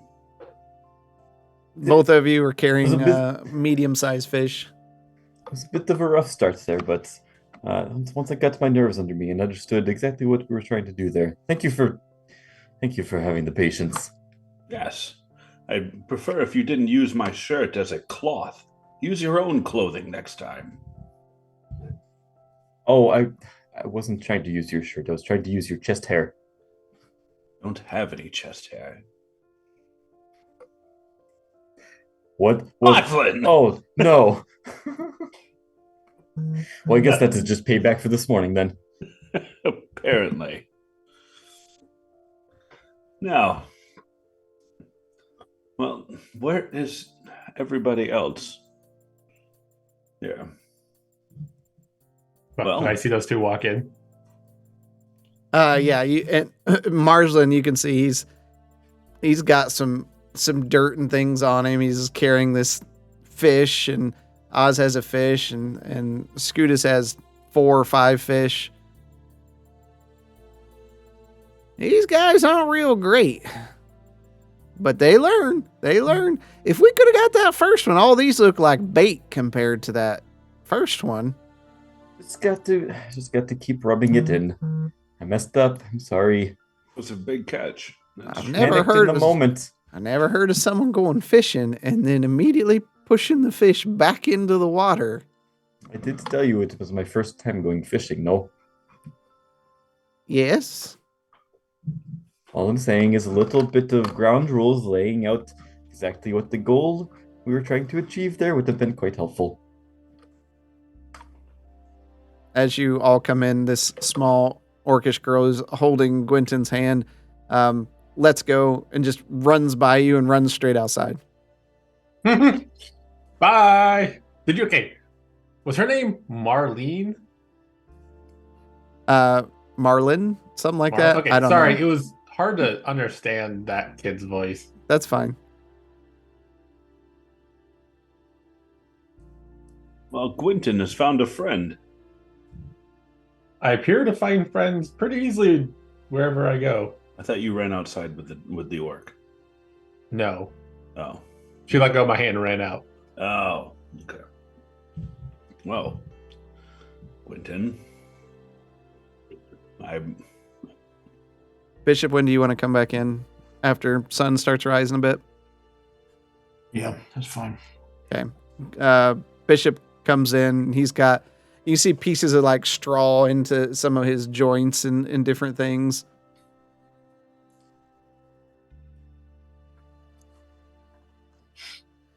Oh, it looks like we've all found some hobbies to keep past the time. Gwynton is a nursemaid, and Marsden and I are catching fish, and Bishop has become a farm worker. Keep those fish on you. You can eat them during lunch while on our way to Smyrna. I don't recommend eating them before you cook them. You cook them on a fire. Use magic to cook them. I don't know. Marsden seems has a lot of skills. Ooh, I Never don't claimed know. to be a chef. I don't know if I'd use magic fire. Probably make it taste funny. Only one way to find out, right? I guess so. Well, if you all want to ever stop by here again, you're more than welcome. Oh, I have a feeling we'll stop by on our way back. Maybe. I'll take a gold out of my hand, stick it in my palm, and go over to shake his hand. He gives you a firm handshake. Thank you. I appreciate you allowing us to stay under your roof. Thank you.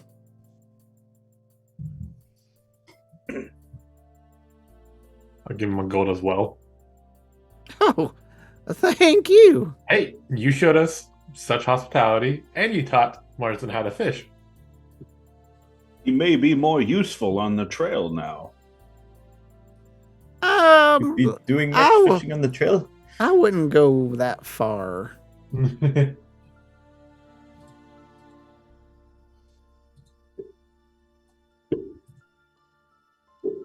I baled some of your hay.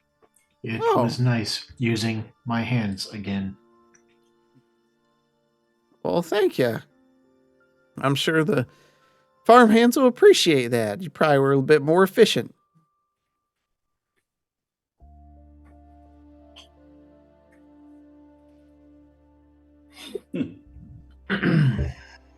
Well, Scootus, I hope we do meet again. I hope so too. You take care now. I have one question before we head out. Looking at the map, it looks like we're going to go through some mountains on our way to Smyrna. Is there anything we should be weary of in those mountains? No, pretty safe travels.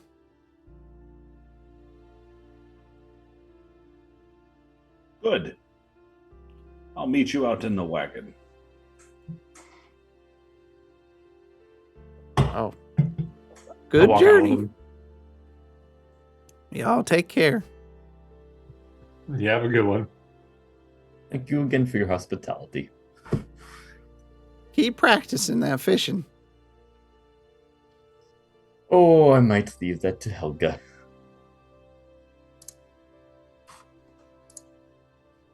I'll hook up the horse and wagon again. All right. Bishop, you just getting in? Yep. Okay. You all get in, and as you look toward the fields, like one of the fields is completely baled, while the others are only about 25%. Bishop, did you do that?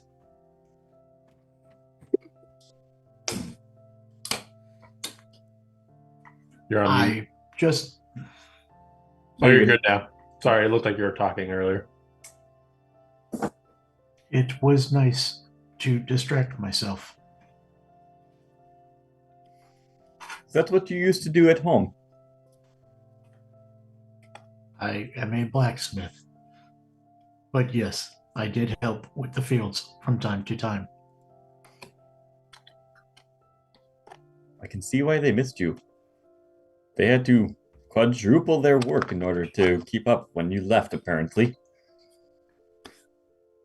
I spent more time in the blacksmith trade, but again, it was nice to get my hands dirty doing something useful. All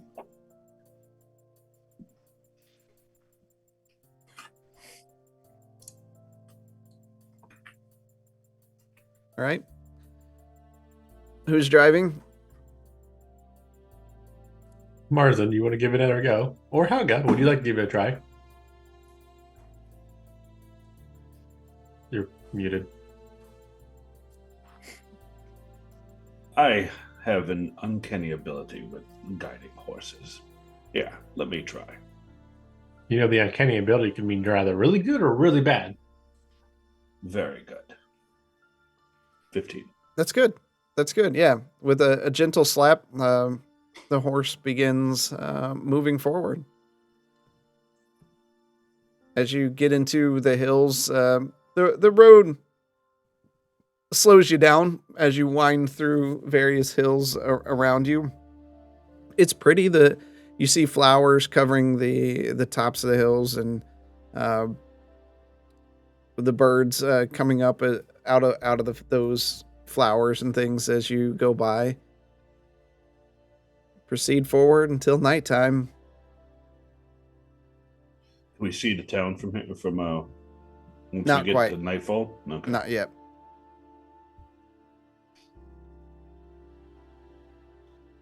Well, I do hope he was right, and we're almost there. Could be one more day of traveling based on what he told us. Yeah, let's cook up this fish.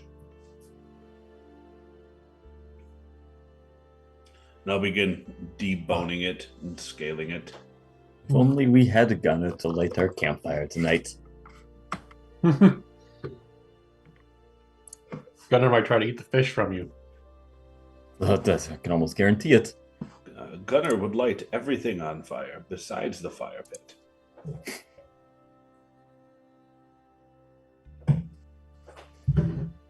I'll build a little campfire and then prestidigitate it on. Okay. Anyone do anything special through tonight's camp? I'm not. Okay. We'll say you sleep well. Keep watch, no problems. It's a safe road. Wow. Morning comes. Load back in. Who's Ready for another day of traveling. I'll take the rein. all right? Give me an animal handling.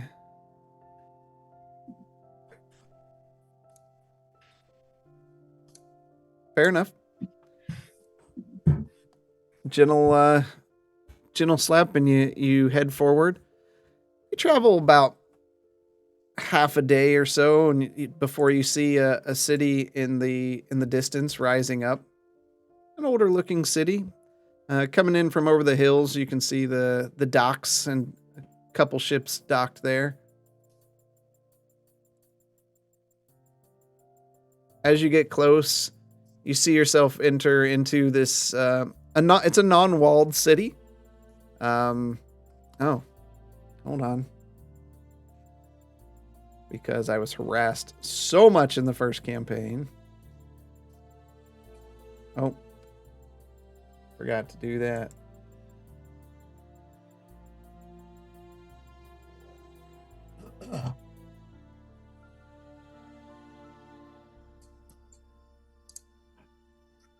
Are they color coded by the difficulty they are? No. But you enter into this aged port town with stone and wood buildings surrounding tight cobblestone streets. The sound of the hooves of your horse almost echo against the buildings, and the air is full of the smell of salt and fish. Various patrons greet you as you pass through the town. The town seems to be comprised of mostly humans from what you've seen so far, though there is an occasional other humanoid type. You pass various shops and locations, and as you enter deeper into the city, you don't find much in the way of a city center.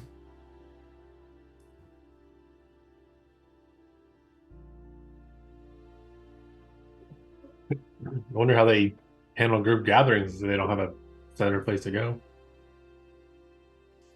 They probably go to a building. Or maybe the city center's below the below the city. I am curious if they use the Undercity. It seems a lot of people here on the island tend to keep things in the past.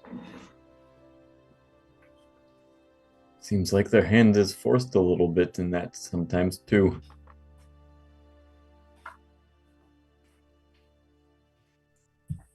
Did you say how busy the streets are? They're moderately busy. People are going about their day to day, talking, chatting, wheeling in fruits, vegetables, different supplies and things. If this is anything like Briarfork, most important intel would be at a tavern.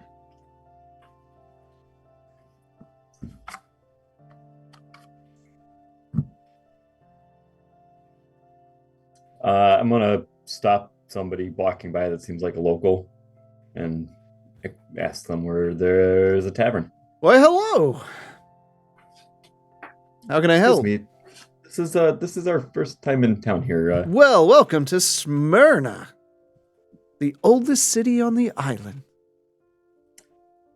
Yes, I've heard that. You all seem very proud of that fact. Yes, why shouldn't we be? Was this really the oldest town on the island, or is it the one that's below us? What are you talking about? Oh, you know what I'm talking about. Don't try to act like you don't. Are you talking about the old Smyrna? Yes, is it not still active below here?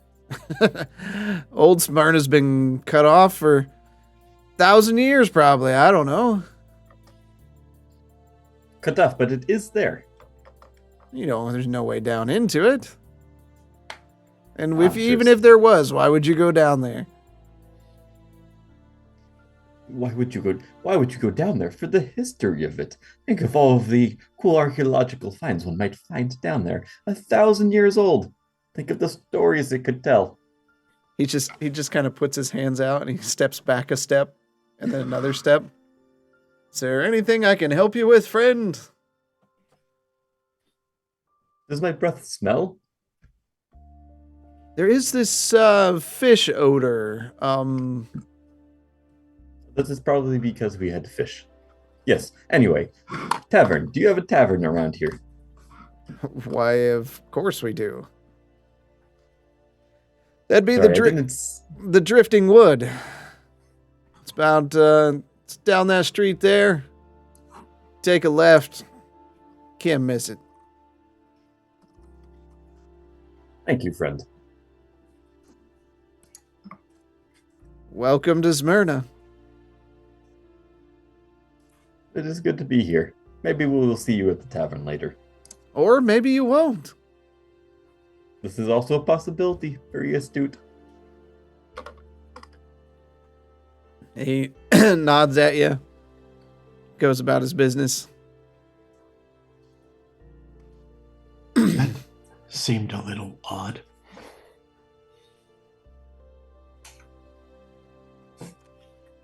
Seemed uneasy. Not very helpful, was he? Well, he did tell us where the tavern was.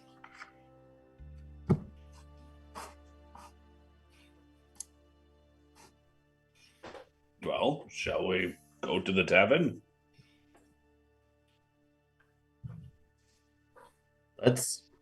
You read on my mind. The only thing is, you really think the tavern is where we're going to find Aldera? We Unlikely. don't know where anything is in this town currently. It is a good starting point.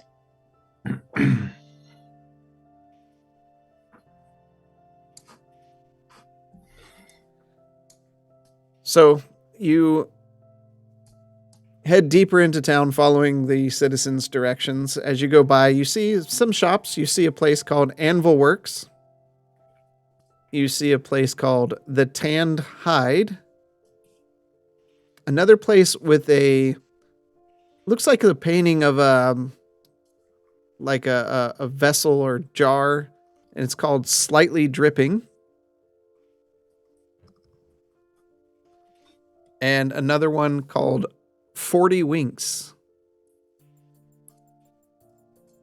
And you turn down the street there and you see it looks like an old piece of driftwood hanging from a few chains, and it just says the drifting wood. Bless you. Thank you. I believe that is our spot right there.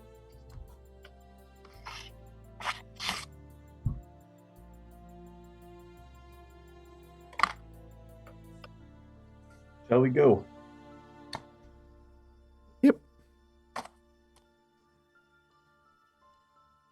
So you step inside the tavern. It's rustic with a mix of, say, like sea things. So there's like coral hanging on the wall and some fish and different things, but for the most part, like a captain's wheel and everything. It's like going inside an old Long John Silver's. You can smell the Krispies. No, but there's several patrons inside, and behind the bar itself, you see a tall male elven bartender. He's kind of cleaning a glass. He's got just a leather tunic on and kind of a long brown hair and sharp eyes, and you see his ears poking out from his hair. Welcome, patrons. Looking around, you see flyers all over the inside, various services, people, you've got your typical that you see in towns of missing persons, but there's not as many of those as there are other things. Specifically, a lot of these ones that say, "Are you all that you are?" in big letters.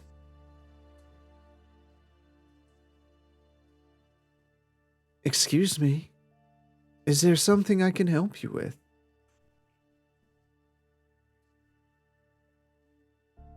These are some odd flyers. Are they looking for volunteers? I would imagine so.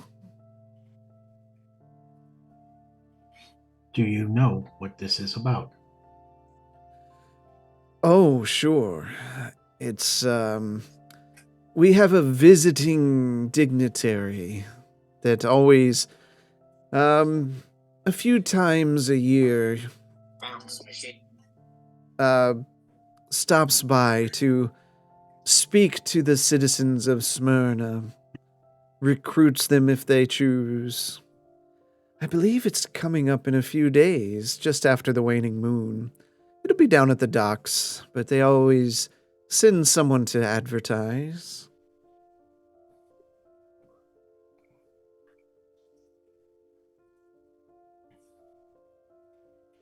Is this somebody we might know? I'm not sure. Do you know them?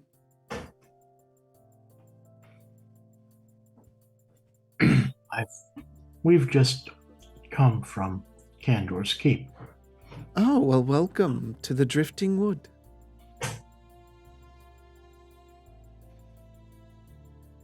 Who is this dignitary? I'm not sure. I've never gone down myself. I believe I am all that I am, so I don't believe I need any more guidance from people who don't live here. You haven't heard any rumors? No, the people seem to enjoy when the visit happens, and it brings business in.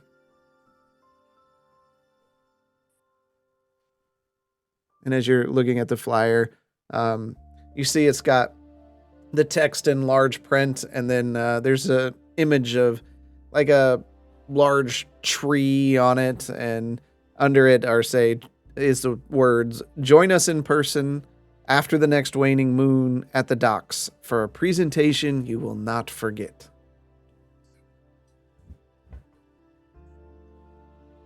Do we have any idea how long until the next waning moon? I believe 2 or 3 days. You'll probably, being new to town, get annoyed at the barkers that walk through town singing the praises of this event, but not a lot happens in Smyrna. Not a lot happens in Smyrna. I heard this is the oldest city on the island and a bustling port. That it is. Yet not a lot happens. Curious.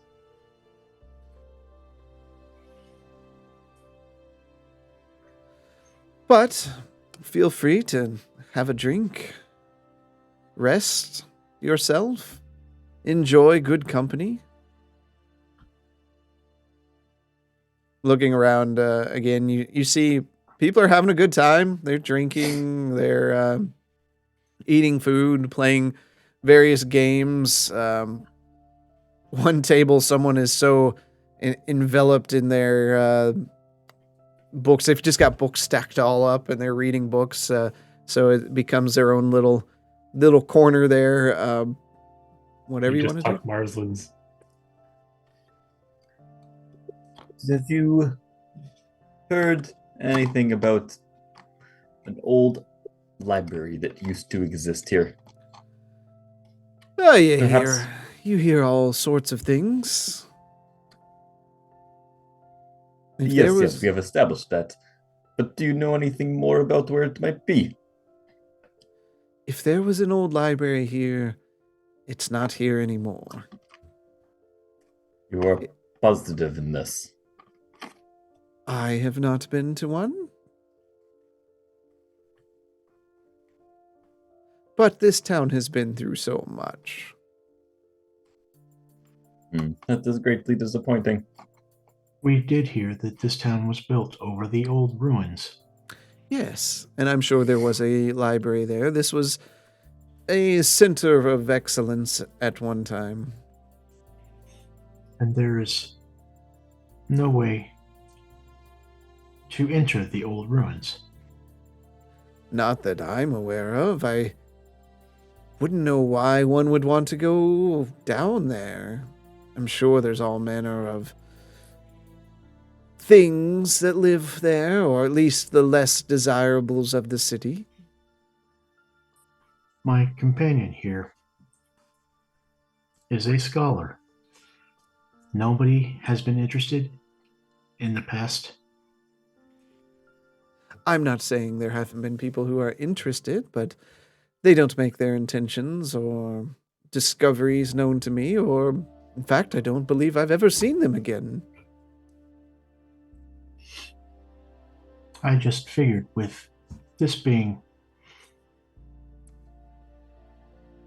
the meeting place and gathering place of individuals, you would have heard something. Not as much as I'd like. You can ask around. Any suggestions, as we are new to town? The patrons here are pretty regular. They may have more information.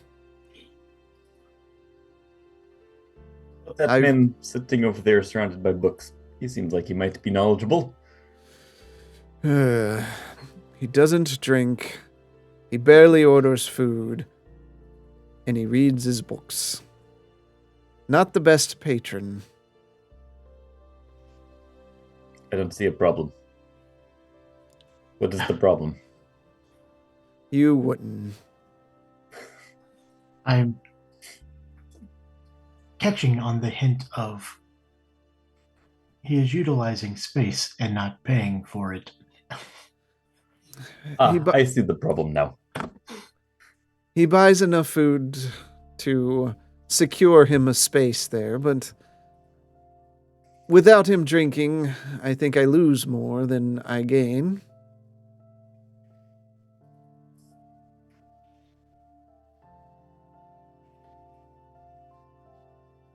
Is he a part of some society here, or is he just a wanderer? A hobo? Come in a while ago.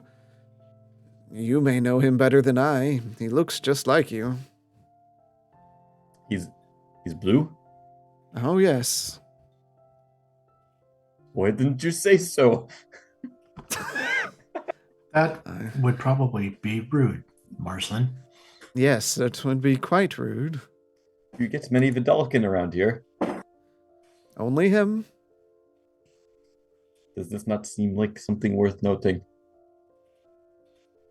Me? Why would I note? We don't care where people come from here. Marsland walks off to go talk to the blue guy. Okay. Oz, what are you doing? Bishop will put down 2 ales, please, for my friends here.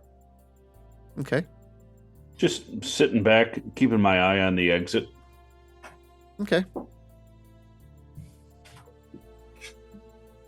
Gwenton, what are you doing? What kind of games are being played at these tables?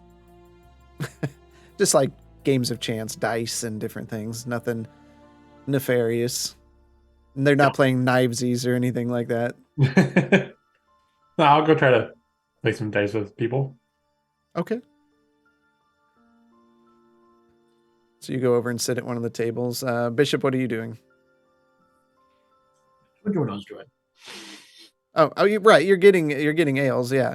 Those are 5 copper each. So silver will buy 2. I will hand one to Helga, and I will go over to the table and hand one to Quentin, and I will Thank you. kind of do the same thing as Helga and find somewhere that I can kind of see the entrance and see what the patrons are doing. Okay. Thank you, Bishop. Marsland, we'll start with you. As you walk over, I mean, there's books stacked all up, and whoever this is, you see their gloved hands holding a book above their head. You can't even see their face there. I'll walk up to him. Excuse me. I couldn't help but notice.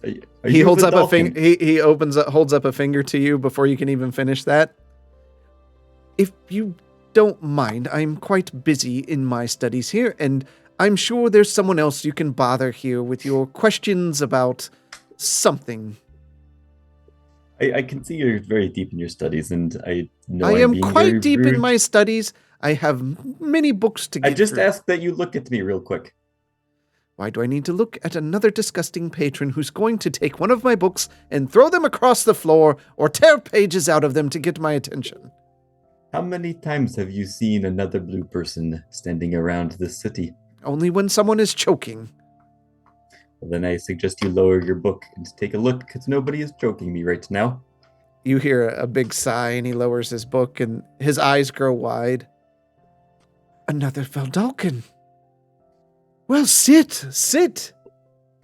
Thank you. I did not take any of your rudeness there to be rude. I understand what it's like to be deep in study. The people here are just so irritating. They just don't understand. Do you know that one of them took one of my books and used the pages to wipe their butt? They did. What? Yes. I think I'm going to be sick. Oh my God! How could somebody do such a thing? I too was sick. I was mortified. It was awful. And they took all the pages and they brought them back and they said, "Here's your book," and threw them down right here beside me. Why would somebody do such a? I had to prestidigitate for hours. Oh, I can imagine. That must have been the most laborious prestidigitation you've ever done in your life. I did so much prestidigitation. So much. I prestidigitated my prestidigitation. My gosh, so much prestidigitation. You just have to do it so much when you aren't in your own home. It's true. By the way, my name is Lomar. I hail from Rashan. Have you heard of it? I heard of Rashan. I'm from Rashan. You must have also been evacuated in that great accident. Evacuated? What accident? Have you not... Lomar, have you not heard? What have I heard? Did you have any friends or family back at Roshan? Well, sure, my family was there. My mother and father and my brother and 2 sisters. Well, I do hope the gods are with them because Roshan is no longer. What do you mean it is no longer? Did they finally perfect the invisibility to kind of keep the outsiders out and protect the place? No, you do know about the notes.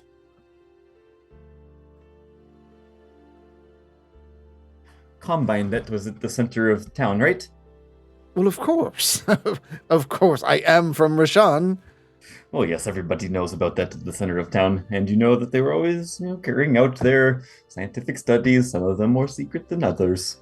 Yes, when you're looking for a mate, you always combine at the combine. Oh, I see that joke has spread well, hasn't it? It has. Well, it went a little bit too far, and, well, boom.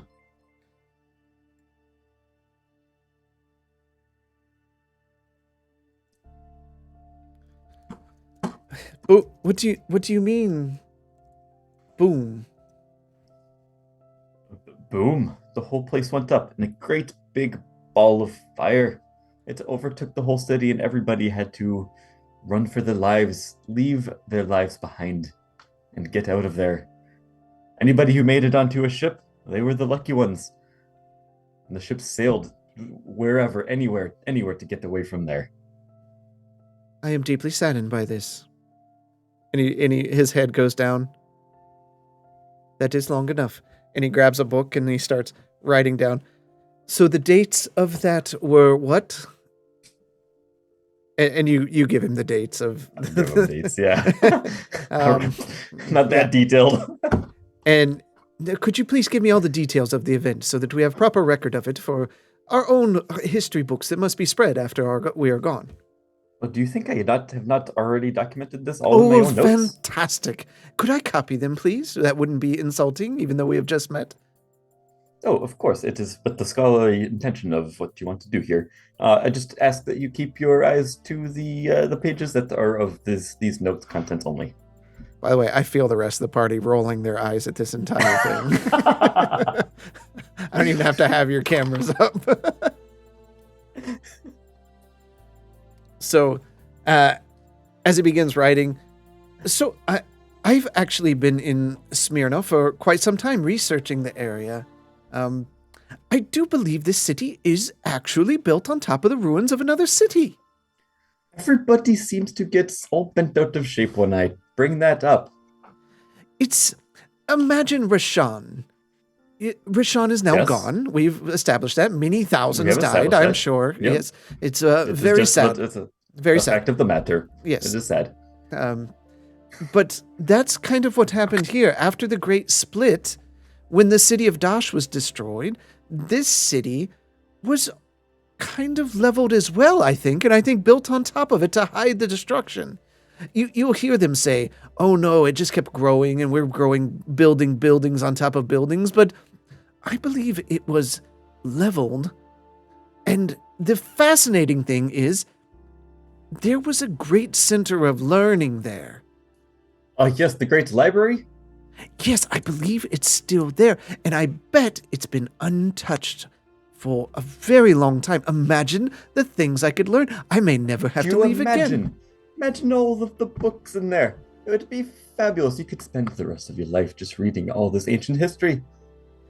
But I believe it to be extremely dangerous. I'm thinking there is a font of magic.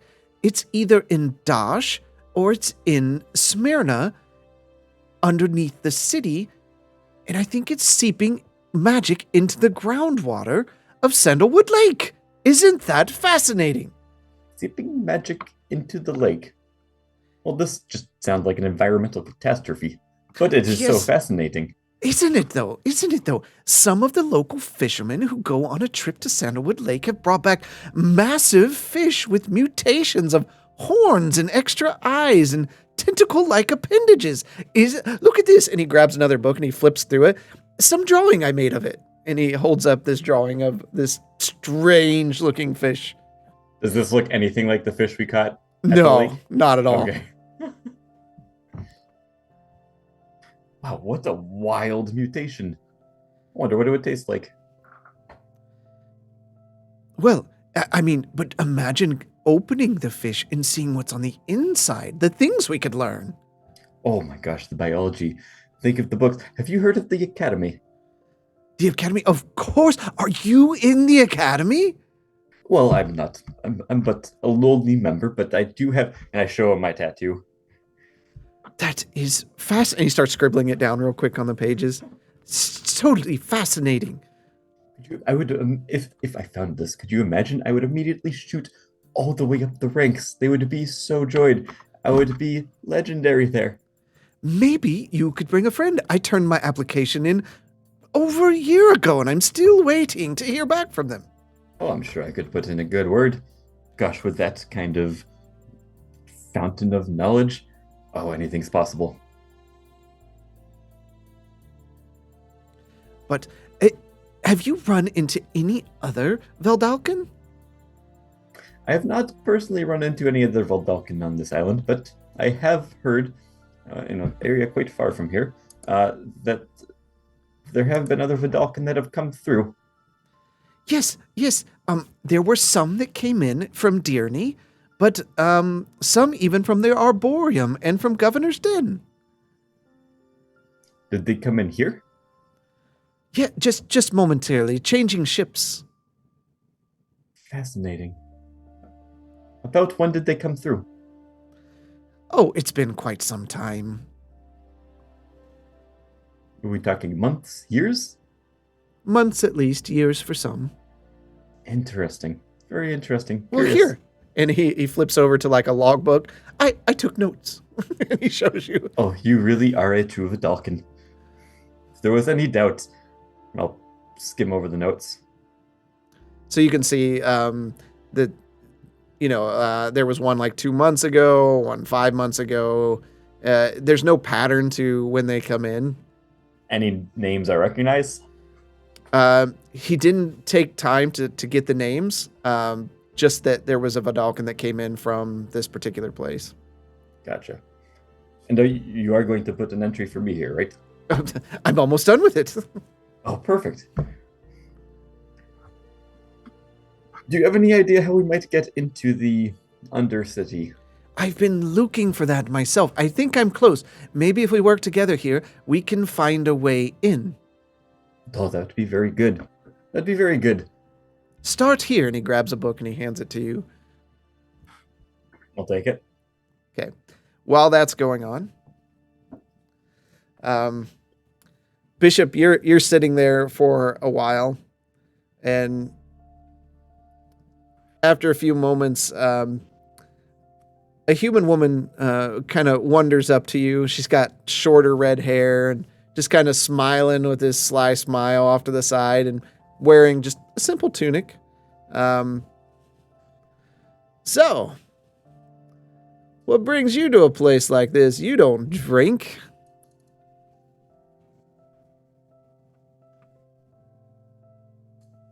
My friend there is looking for information. Ah. So he built you, did he, Warforged? No, Oh. I was built in Briarfork. We just met. Ah. That seems curious. Bryn's the name. Bryn Stoutheart. Are you from here? Well, of course I'm from here. Where else are you gonna go when you have all of life's wonderful things right here? What business are you in? I work here and there, and sometimes I tinker. That's why I thought I'd slide over. I like it when the Warforged come to town. I like to see their different constructions and see how they were built. They're not born, as you know. Correct. What kinds of things do you tinker with? And she reaches back and she pulls out. It looks like almost like a dog type thing. And she says, "Watch this." And she like starts twisting the tail up and lets go, and it begins like barking, but it sounds like a recording. It's just like bark, bark, bark, bark. And it takes a few steps, and you can see its eyes light up for a second, and then its tail wags, and then you hear the gears spinning inside, and then it all stops. Things like this. This is just a small toy I've been working on.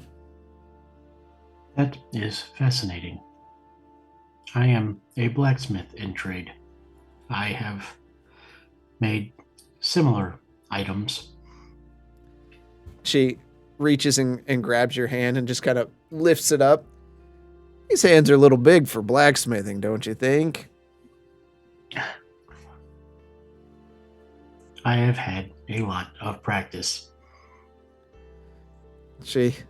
As she lifts up your arm, she sees your designator tag. What's this?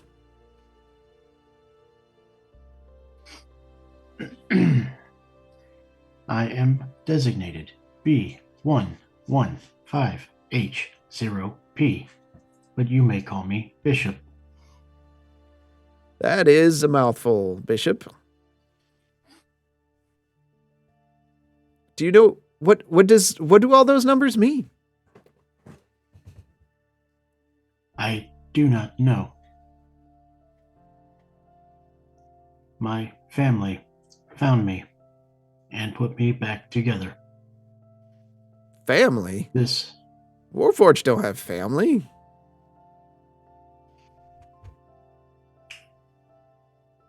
I have been with the family that found me for generations. She gets real close to you and like is trying to put her ear on your chest. Are you looking for something specific?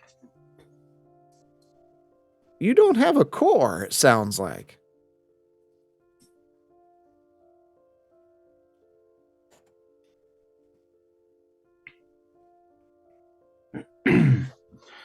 How's this work?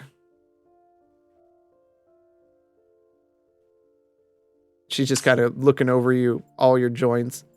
And she all of a sudden you just see kind of like her legs in the air. She's looking up underneath the backside of you, trying to look up underneath the main casing. You know, my friend would love to see this. I'm not quite sure what you were looking at. This construction's immaculate. You said you were built in Briarfork? I was found outside of Briarfork and put back together. Found? Was it a shipwreck? I was buried Buried. and massively damaged. Well, that's weird. How old are you? That I do not know.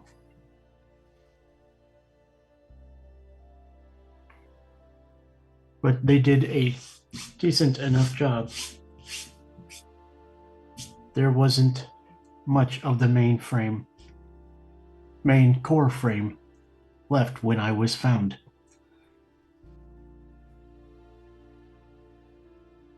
Well, if you ever need some work done or you want to let somebody try to find some information on you, you just find me here. I'll take you to Gaz. We'll see what he thinks. Is it Gaz? Gaz. Yep. G-A-S or S? G-A-Z. And what is she? A human. Oh, you talking Gaz? No. Okay. Bryn. Yeah. Bryn's a human. Bryn's a human. Yep. Yes, I actually, there has been a term thrown at me recently, and I have no idea or information on them. Have you ever heard or read of a battle automa before? Give me an insight check. And I know that's strange.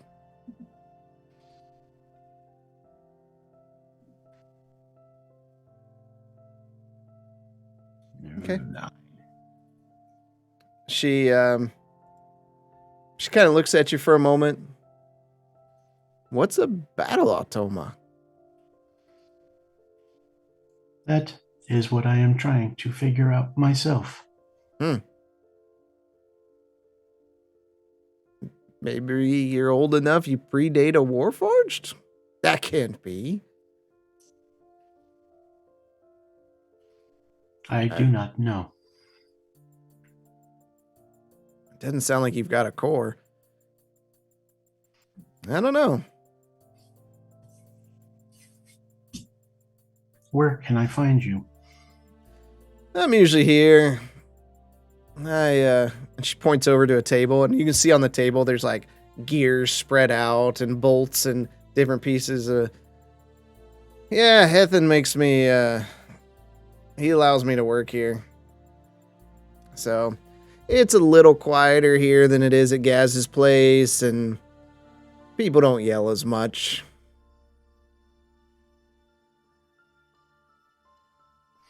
I will be sure to look you up again before I leave. Yeah. Find me. We'll go talk to Gaz. He'll give you a once, and maybe he knows what a battle automa is.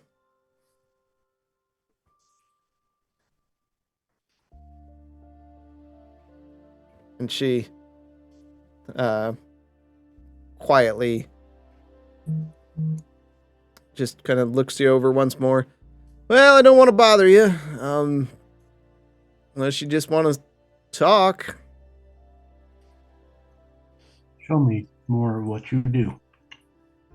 So she takes you over there. Yeah, I'll go over to the table with her. Gwenton, you sit down at a table with three other humans, and they're just rolling dice, betting on who's got the higher roll. I bet on who has a lower roll in the roll. So it's two human males, one female, and They just kind of look at you as you sat down. You interested in playing? If you have room for another, sure. Sure. And he slides a 6-sided dice over to you. Basically, we all throw in our lot. Guess what the highest number rolled is going to be. If you're right, you win. If nobody wins, money stays in the pot till somebody does. Okay, so no matter who rolls the dice, as long as you guess right. We all roll one. So I need to guess how high my roll is going to be and hope it's higher than yours? You got to guess the highest number rolled out of the 4 dice here that would roll. Yeah, so if you roll a 5, I guess a 5, I get the money for the pot. Yep, and if there's a tie, we split it. Pretty straightforward. Pretty straightforward. It's the current running price. What we're putting into the pot. Whatever you want to put. It's a game of betting. How much is in it right now? We just got done with the round, so you lead. Austin 5 silver. Okay. They match you.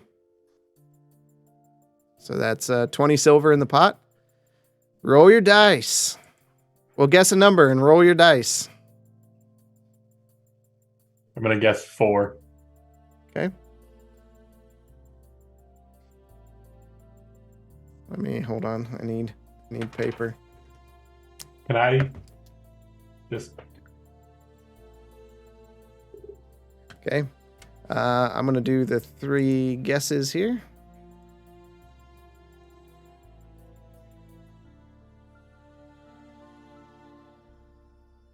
Okay. What's your roll? 4. 4. And what'd you guess? 4. Okay. The man across from you, he screams out 6. And one of the dice rolls over, lands on a 6, pulls the pot in. Thanks for playing. How about another round? Sure, you lead. Okay. Let me...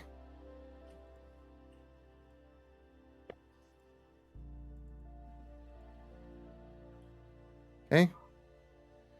The girl guesses a 1. The guy that just won guesses a 5. And the other guy guesses a 6. What's your guess? I'll guess 4 again. How much are they putting in? Okay. How much? He's going to put in a gold. So there's 3 gold in the pot. Well, 4. 4. Then 4 one with you. matches it. Yep. All right. They're going to roll their 3 dice.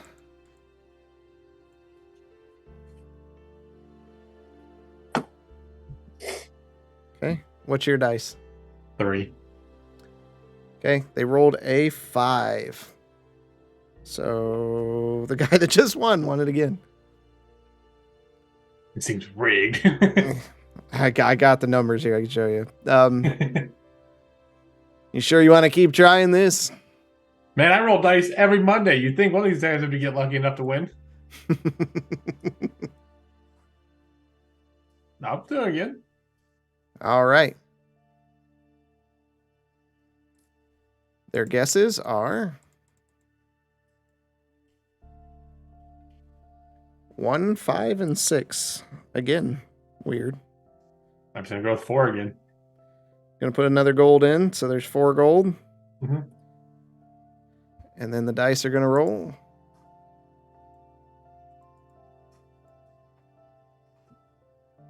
There's a 5 is the high. My dice stuck in a corner. Definitely not on a 4 or a 6, but it's called it a 4. Okay. So he won again with a 5. So what brings you to a place like this? It sure isn't a gamble, because you're pretty bad at that. Oh, yeah. Anytime it involves luck, it's not on my side. But we're just in town, for the most part, exploring. We heard that there's some gathering happening in 2 or 3 days after the harvest moon or whatever it is. Oh, yeah, I'm sure any minute the Barkers will come in here shouting their things from the top. Do you know anything about it? I know somebody comes in from the outside. Never been to one of the events then? I'm not too interested in being any more than what I am right here. All I need to do is find people like you to keep losing. I think you have way to die, man. You won 3 times with 5 in a row. Well, I use these. I call them digital dice. Well, apparently they like you. Seems that way.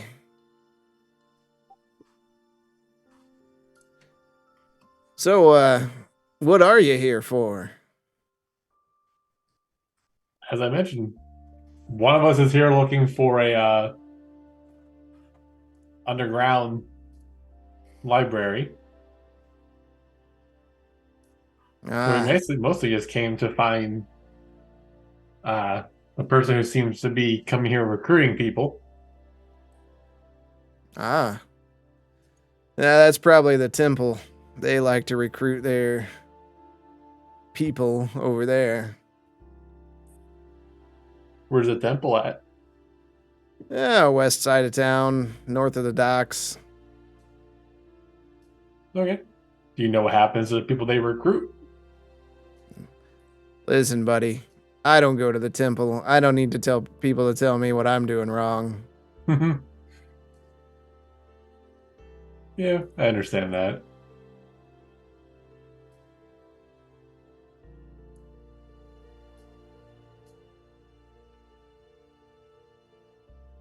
You gonna lead another round, or are you just gonna sit here and stare at each other? We can keep going. All right, so how can we do this over a series of time? We'll figure that out. Okay. At that Comes back time, with no gold, no money at all, barely has pants on.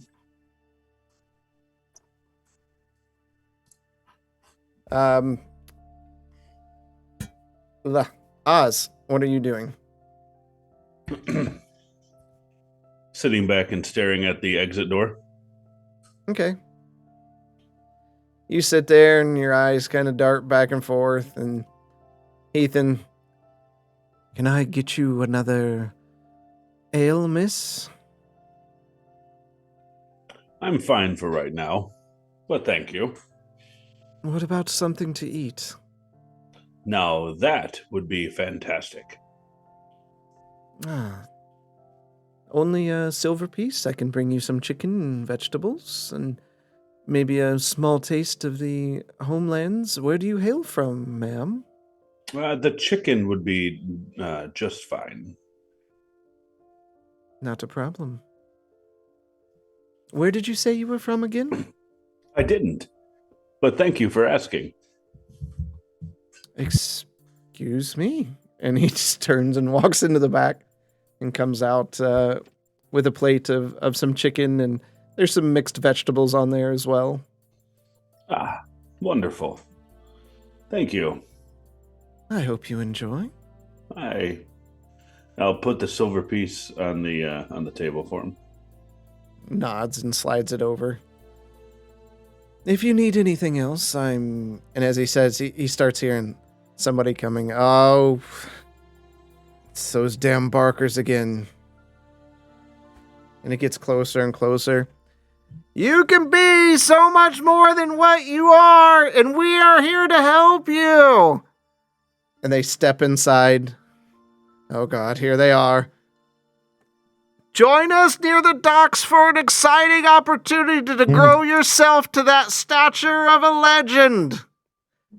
Have you wished to unlock the wisdom of the gods, the power of a titan, the wits of a harker?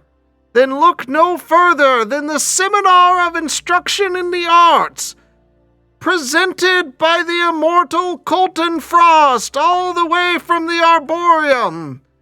Be here and change your life forever. 3 days at the docks. And that's where we're going to end tonight. Ah.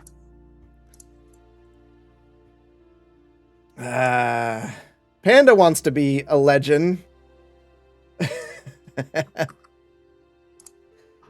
Dun, dun, dun, dun, dun, dun. Let me stop this. So, thank you all for coming out tonight. Lot of RP tonight, but a lot going on. That is for sure. Going on. So, Bald Ridge, thanks for gifting that tier 1 sub to Wombat Warrior, and I forgot to earlier, but Top Down Tabletop, thanks for that follow 4 days ago. So always appreciate people coming by, throwing those subs out there. We love it when people are hanging out.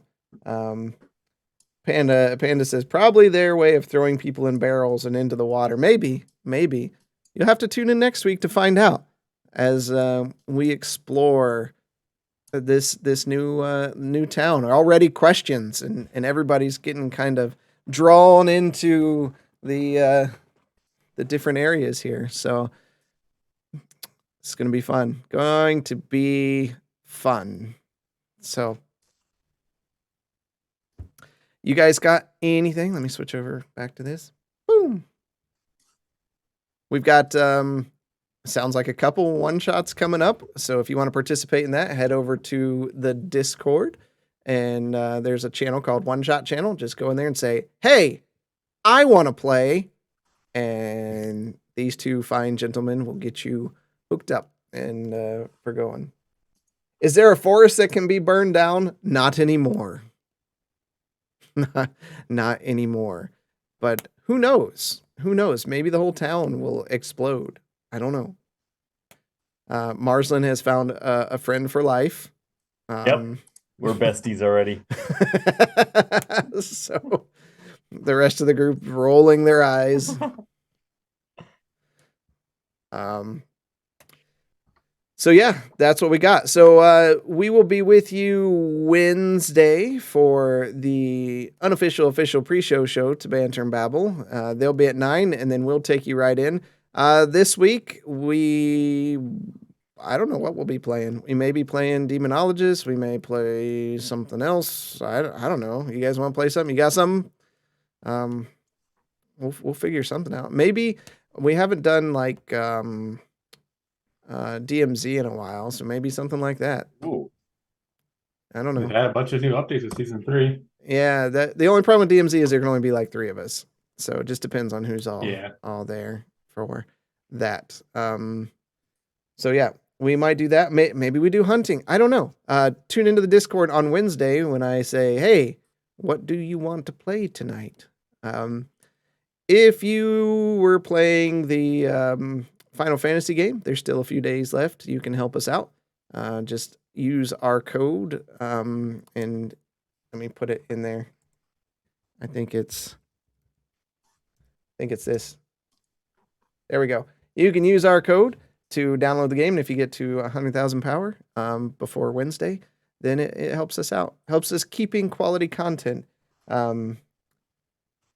As always, don't forget to check out our affiliates at B&B, King Cuddles, and Half-Ass Beer Review. Spam alert. Sorry. So check them out, watch them, enjoy them. A lot of good stuff coming out here coming up. So that's all I got. Y'all got anything? No, looking forward to next week. Come back next week. Come back next week. You're not going to want to miss next week. This is only going to get better. I'm going to have to spend some extra time prepping for next week. So King Cuddle, who dat? right. No, he's great. All right.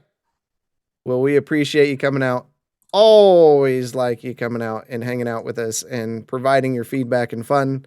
But until next time, we'll see you in the dungeon. Please. Take care, all. upon us, I promise you novices don't want no problem with me. So watch how you talking and where you been walking, they call me the BBEG. I'm more than a little OP, I do what I want to, that's a mantra. Keep 'em running and gunning like Contra, I'm a monster. The end is upon us, I promise you novices don't want no problem with me. So watch how you talking and where you been walking, they call me the BBEG. I'm more than a little OP, I do what I want to, yeah that's a mantra. I keep 'em running and gunning like Contra, yo I'm a monster. Turn it up. What you know about the final boss? I got him trying to buy time with the sign of the cross. I redefine high crime and the meaning of loss. I'm off hip on a body like I'm playing lacrosse. Beat to the EG, I'm keeping them queasy. I make it seem easy, acknowledge me. I've been demolishing your cities, I'm astonishingly sleazy. I'm the big bad, y'all must be the cast. I'm killing a master, villain, a blast, a disaster. Really a rap bastard, willing to rap fast for the masses. I ravage all races and classes. Savage, I can't stop myself. Thinking of all the ways I can top myself. On God, I can move like a devil. I hope you and your squad are ready for the last level that ends here. The end is upon us, I promise you novices don't want no problem with me. So watch how you talking and where you been walking, they call me the BBEG. I'm more than a little OP, I do what I want to, that's a mantra. Keep 'em running and gunning like Contra, I'm a monster. The end is upon us, I promise you novices don't want no problem with me. So